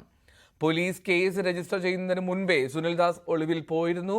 സുനിൽദാസിന്റെ ഗുരുവായൂരിലെ ഔദ്യോഗിക വസതിയും പൂട്ടിക്കിടക്കുകയാണ്. കേസിൽ CI മുൻകൂർ ജാമ്യത്തിന് ശ്രമിക്കുന്നതായും സൂചനയുണ്ട്. കേസിലെ 1-ാം പ്രതി SI ബിന്ദുലാൽ, 3-ാം പ്രതി അസൈനാർ എന്നിവർ റിമാൻഡിലാണ്.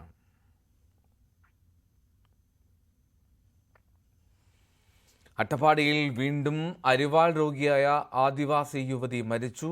അഗളി മേലേക്കണ്ടീർ സ്വദേശിനി സൗമ്യയാണ് മരിച്ചത്. പാലക്കാട് ജില്ലാ ആശുപത്രിയിൽ ചികിത്സയിലിരിക്കെയായിരുന്നു മരണം. പനിയെ തുടർന്ന് കുക്കൻപാളയം സ്വകാര്യ ആശുപത്രിയിൽ ചികിത്സ തേടിയെങ്കിലും ന്യൂമോണിയ ആണ് എന്ന് സ്ഥിരീകരിച്ചതോടുകൂടി കോട്ടത്തറ താലൂക്ക് ആശുപത്രിയിൽ നിന്ന് യുവതിയെ ജില്ലാ ആശുപത്രിയിൽ എത്തിക്കുകയായിരുന്നു. ദക്ഷിണ റെയിൽവേക്ക് കീഴിലുള്ള ലോക്കോ പൈലറ്റുമാർ വിവിധ ആവശ്യങ്ങൾ ഉന്നയിച്ച് അനിശ്ചിതകാല സമരം ഇന്ന് തുടങ്ങും. All India loco running staff അസോസിയേഷനാണ് സമരത്തിന് നേതൃത്വം നൽകുന്നത്. വിവിധ കേന്ദ്രങ്ങളിൽ ലോക്കോ പൈലറ്റുമാരുടെ പ്രതിഷേധ പ്രകടനവും നടക്കും. ഡ്യൂട്ടി സമയം 10 മണിക്കൂറാക്കി കുറയ്ക്കുക, പ്രതിവാര വിശ്രമം 46 മണിക്കൂറാക്കുക, തുടർച്ചയായിട്ടുള്ള നൈറ്റ് ഡ്യൂട്ടി 2 ദിവസമാക്കി കുറയ്ക്കുക, ജോലി തുടങ്ങി 48 മണിക്കൂറിനുള്ളിൽ ലോക്കോ പൈലറ്റുമാരെ ബേസ് ഡിപ്പോയിൽ തിരികെ എത്തിക്കുക തുടങ്ങിയ ആവശ്യങ്ങൾ ഉന്നയിച്ചുകൊണ്ടാണ് സമരം. സ്ഥലപരിമിതി എന്ന പ്രതിസന്ധിയോട് മല്ലിടുമ്പോഴും പ്രവേശനോത്സവം ആഘോഷമാക്കാൻ ഒരുങ്ങുകയാണ് മലപ്പുറം മേൽമുറി GMUP സ്കൂളിലെ അധികൃതർ. മുൻ വർഷത്തേക്കാൾ കുട്ടികൾ സ്കൂളിൽ പ്രവേശനം നേടിയപ്പോൾ പ്രവേശനോത്സവം പോയ തവണത്തേക്കാൾ ഗംഭീരമാക്കാനാണ് അധികൃതരുടെ തീരുമാനം. CB അനുഭവത്തിന്റെ റിപ്പോർട്ടിലേക്ക്. ഞാനുള്ളത് ഏതെങ്കിലും കുട്ടികളുടെ പാർക്കിലല്ല, മലപ്പുറം മേൽമുറി GMUP സ്കൂളിലാണ്.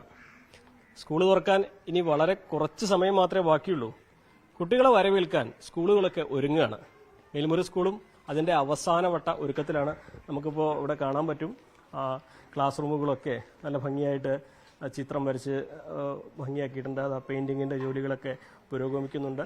അപ്പുറത്ത് കുട്ടികൾ പ്രവേശനോത്സവത്തിനുള്ള ഒരുക്കങ്ങൾ നടത്തുന്നുണ്ട്. ഇതൊക്കെ വിലയിരുത്താൻ അധ്യാപകരും ഇവിടെ എത്തിച്ചേർന്നിട്ടുണ്ട്.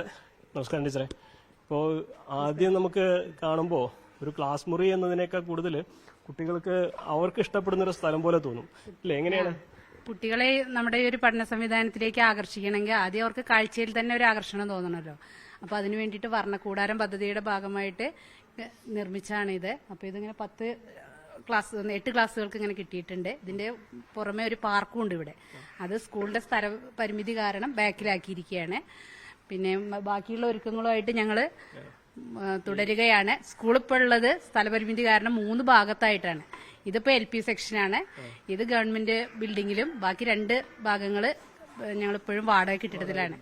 അപ്പോൾ PTA വളരെ കൂടിയ സഹകരണത്തോടെ തന്നെ 1 ഏക്കർ 75 സെന്റോളം ഞങ്ങൾ സംഘടിപ്പിക്കാൻ കഴിഞ്ഞിട്ടുണ്ടെങ്കിൽ, സ്ഥലം കണ്ടെത്തി അഡ്വാൻസ് കൊടുത്തിട്ടുണ്ടെങ്കിലും അതിന്റെ ചില നിയമ നൂലാമാലകൾ കാരണം അത് ഞങ്ങൾക്ക് ഏറ്റെടുക്കാൻ കഴിഞ്ഞിട്ടില്ല. അതിന് വാല്യുവേഷനിൽ കൊടുത്ത വിലയേക്കാൾ വളരെ കുറഞ്ഞു കിട്ടിയത് കാരണം അത് ഞങ്ങൾക്ക് രജിസ്ട്രേഷൻ കഴിയാത്തൊരവസ്ഥയാണുള്ളത്. അത് രജിസ്ട്രേഷൻ കഴിഞ്ഞാൽ ഇപ്പൊ തന്നെ കിഫ്ബിയിൽ നിന്ന് 1,30,00,000 ഞങ്ങൾക്ക് പാസ്സായി കിടക്കുന്നുണ്ട്. അതും ബിൽഡിംഗ് കയറ്റണമെങ്കിലും സ്കൂള് അന്താരാഷ്ട്ര നിലവാരത്തേക്ക് എത്താൻ പറ്റിയ വളരെയേറെ സൗകര്യങ്ങളുള്ള ഒരു സ്കൂളാണിത്. സ്ഥലപരിമിതി മാത്രം ഞങ്ങൾക്കുള്ളതുള്ളൂ. കൂടുതൽ കുട്ടികൾ പൊതുവിദ്യാലയങ്ങളിലേക്ക് വരുന്ന ഒരു കാലമാണ്. എങ്ങനെയാണ് ഇത്തവണ എത്ര കുട്ടികൾ വന്നിട്ടുണ്ട്? എങ്ങനെയാണ്? ഞങ്ങൾക്ക് എല്ലാ വർഷവും ഇവിടെ ധാരാളം അഡ്മിഷനുള്ള സ്കൂളാണ്. എല്ലാ സ്കൂളുകളും കുട്ടികൾ കമ്മിയാന്ന് പറയുമ്പോൾ ഞങ്ങൾക്ക് വരുന്ന കുട്ടികളെ ഇരുത്താനുള്ള സംവിധാനം ഇല്ലാത്ത അവസ്ഥയാണ്. ഓരോ ക്ലാസ്സിലും ഇപ്പോഴും 50 കുട്ടികളൊക്കെയാണ് ഓരോ ഡിവിഷനിൽ ഇരിക്കുന്നത്. 30 കുട്ടി കഴിഞ്ഞാൽ രണ്ടാമത്തെ ഡിവിഷൻ ആവുന്ന അവസ്ഥയിലാണ്. ഒരു ക്ലാസ്സിൽ തന്നെ 50 കുട്ടി ഇരിക്കുന്ന അവസ്ഥ ഞങ്ങൾക്ക് വരുന്നത്. 1ാം ക്ലാസ്സിൽ എത്ര പേരുണ്ട്? 1ാം ക്ലാസ്സിൽ ഇപ്രാവശ്യത്തെ അഡ്മിഷൻ 140 ഉണ്ട്. കഴിഞ്ഞ തവണത്തേക്കാൾ കൂടുതലാണ്. കഴിഞ്ഞ തവണ 105 കുട്ടിയാണ് 1ാം ക്ലാസ്സിലുള്ളൂ. അത് ഇപ്രാവശ്യം 140 ഉണ്ട്. KG ക്ലാസ്സിൽ 131 കുട്ടികൾ ഇനിയിപ്പോൾ 2 അഡ്മിഷൻ കൂടി വന്ന് നിൽക്കണതുണ്ട്. അങ്ങനെ എല്ലാ ക്ലാസ്സിലും അതെ. 1ാം ക്ലാസ്സിൽ ഈ KG ഞങ്ങളുടെ KGയിൽ നിന്ന് നേരെ 1ാം ക്ലാസ്സിലേക്ക്. അതിന് പുറമെ ഇവിടെയുള്ള KG അല്ലാത്ത കുട്ടികൾ ഞങ്ങൾക്ക് വന്നുകൊണ്ടിരിക്കുന്നുണ്ട്. എങ്ങനെയാണ് ഇത്തവണത്തെ പ്രവേശനോത്സവത്തിന് ഞങ്ങളുടെ സ്ഥലപരിമിതിയുടെ ലിമിറ്റ് ഉണ്ടെങ്കിലും ഞങ്ങൾ ഏറ്റവും ഊർജ്ജസ്വലമായിട്ട് തന്നെ എല്ലാവരും ആഘോഷമാക്കി തന്നെ നടത്തിക്കൊണ്ടിരിക്കുകയാണ്. കുട്ടികളൊക്കെ ഒരുക്കത്തിലാണല്ലോ അല്ലേ? കുട്ടികള് ഒരു അലങ്കാരത്തിന്റെ പണിയിലാണ്. പക്ഷേ എങ്ങനെയുണ്ട്? എന്താണ് ഇത്തവണത്തെ കാര്യങ്ങൾ? എങ്ങനെ? തീർച്ചയായിട്ടും നമ്മുടെ പ്രവേശനോത്സവം 3-ാം തീയതി വളരെ ഗംഭീരമായിട്ട് നടത്താൻ തന്നെയാണ് ഞങ്ങൾ PTA-യും പിന്നെ സ്റ്റാഫും പിന്നെ വിദ്യാഭ്യാസ വകുപ്പും എല്ലാം കൂടി തീരുമാനിച്ചിട്ടുള്ളത്. വളരെ ഭംഗിയായി തന്നെ നമ്മൾ ഈ പ്രവർത്തനങ്ങളുമായി മുന്നോട്ട് പോവുകയാണ്. അതിന്റെ ഒരുക്കങ്ങളാണ് ഇവിടെ നടന്നുകൊണ്ടിരിക്കുന്നത്. കുട്ടികൾ അവധിയാണെങ്കിലും ഒന്ന് ഇതിനൊക്കെ മുൻകൈ എടുക്കാനല്ലേ?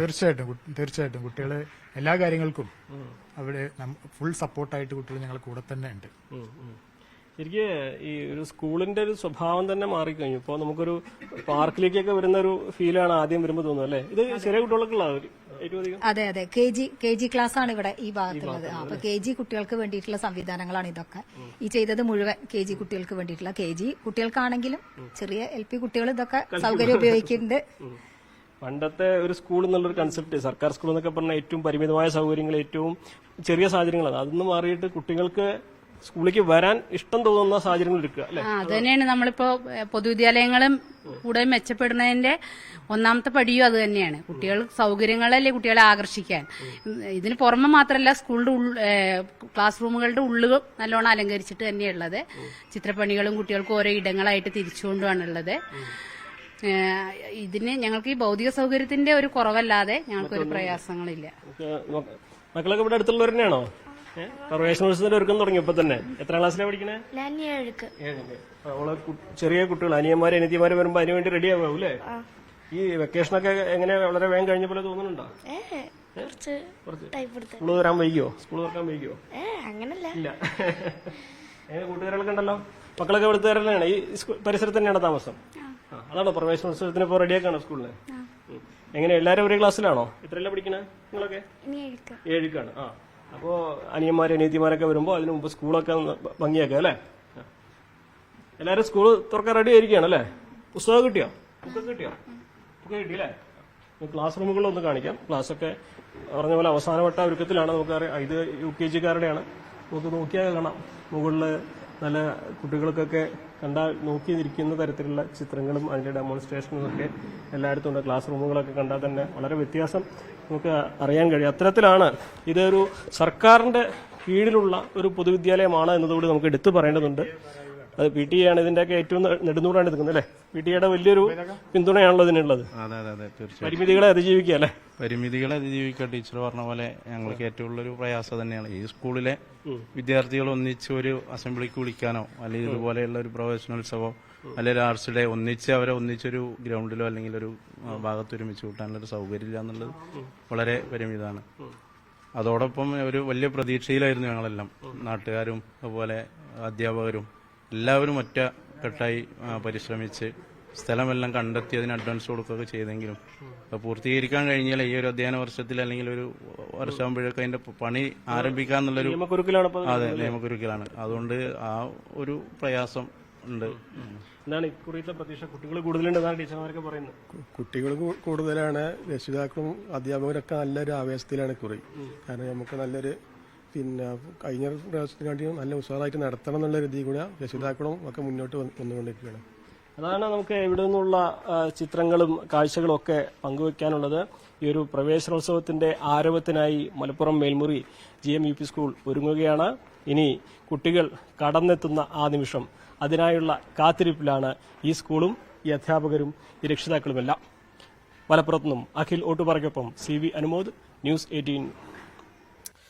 മലപ്പുറം മേൽമുറി GM UP സ്കൂളിലെ വിഷ്വൽസ് ആണ് ഇപ്പോൾ അനുമോദ് കാണിച്ചത്. എത്ര ഭംഗിയാണ് ആ സ്കൂള്. അവിടെ എത്തുന്ന കുരുന്നുകൾക്ക് സ്വാഭാവികമായും സ്കൂളിൽ തുടരാനുള്ള ആഗ്രഹം ഉണ്ടാകും. അത്രമാത്രം വിഷ്വലി റിച്ച് ആയിട്ട് ചെയ്തിരിക്കുന്നത്. സർക്കാർ സ്കൂളാണോ? അത്ഭുതം തോന്നുന്നതാണല്ലോ. ഇനി മറ്റൊരു വാർത്തയിലേക്ക് പോയാൽ അവിടെ കേരള സർക്കാരിൻ്റെ ലഹരി വർജന ക്യാമ്പയിൻ്റെ 4ാം ഘട്ട പദ്ധതികളുടെ പാലക്കാട് ജില്ലാതല ഉദ്ഘാടനം കളക്ടർ ഡോക്ടർ ചിത്ര S നിർവഹിച്ചു. പാലക്കാട് കൊടുമ്പ് ശാന്തിഗിരി ആയുർവേദ കോളേജിലെ വിദ്യാർത്ഥികൾ അവതരിപ്പിച്ച ഫ്ലാഷ് മോബോട് കൂടിയാണ് പരിപാടികൾക്ക് തുടക്കമായത്. സിവിൽ സ്റ്റേഷനിൽ ഗാന്ധി പ്രതിമയ്ക്ക് മുന്നിൽ നിന്ന് ആരംഭിച്ച ലഹരി വിരുദ്ധ വിളംബര ജാഥ ഫ്ളാഗ് ഓഫ് ചെയ്തു. Deputy excise commissioner V Robert ചടങ്ങിൽ അധ്യക്ഷത വഹിച്ചു.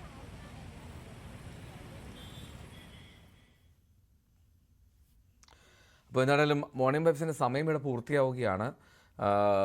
നേരത്തെ സൂചിപ്പിച്ചതുപോലെ ഇന്ന് ലോക്സഭാ തെരഞ്ഞെടുപ്പിൻ്റെ അവസാന ഘട്ടമാണ്. വൈകിട്ട് 6 മണിയോടുകൂടി പോളിംഗ് പൂർത്തിയാവുന്നു. അതിന് പിന്നാലെ തന്നെ എക്സിറ്റ് പോൾ ഫലങ്ങൾ വരും. കാത്തിരിക്കാം. ന്യൂസ് 18 തുടരുക.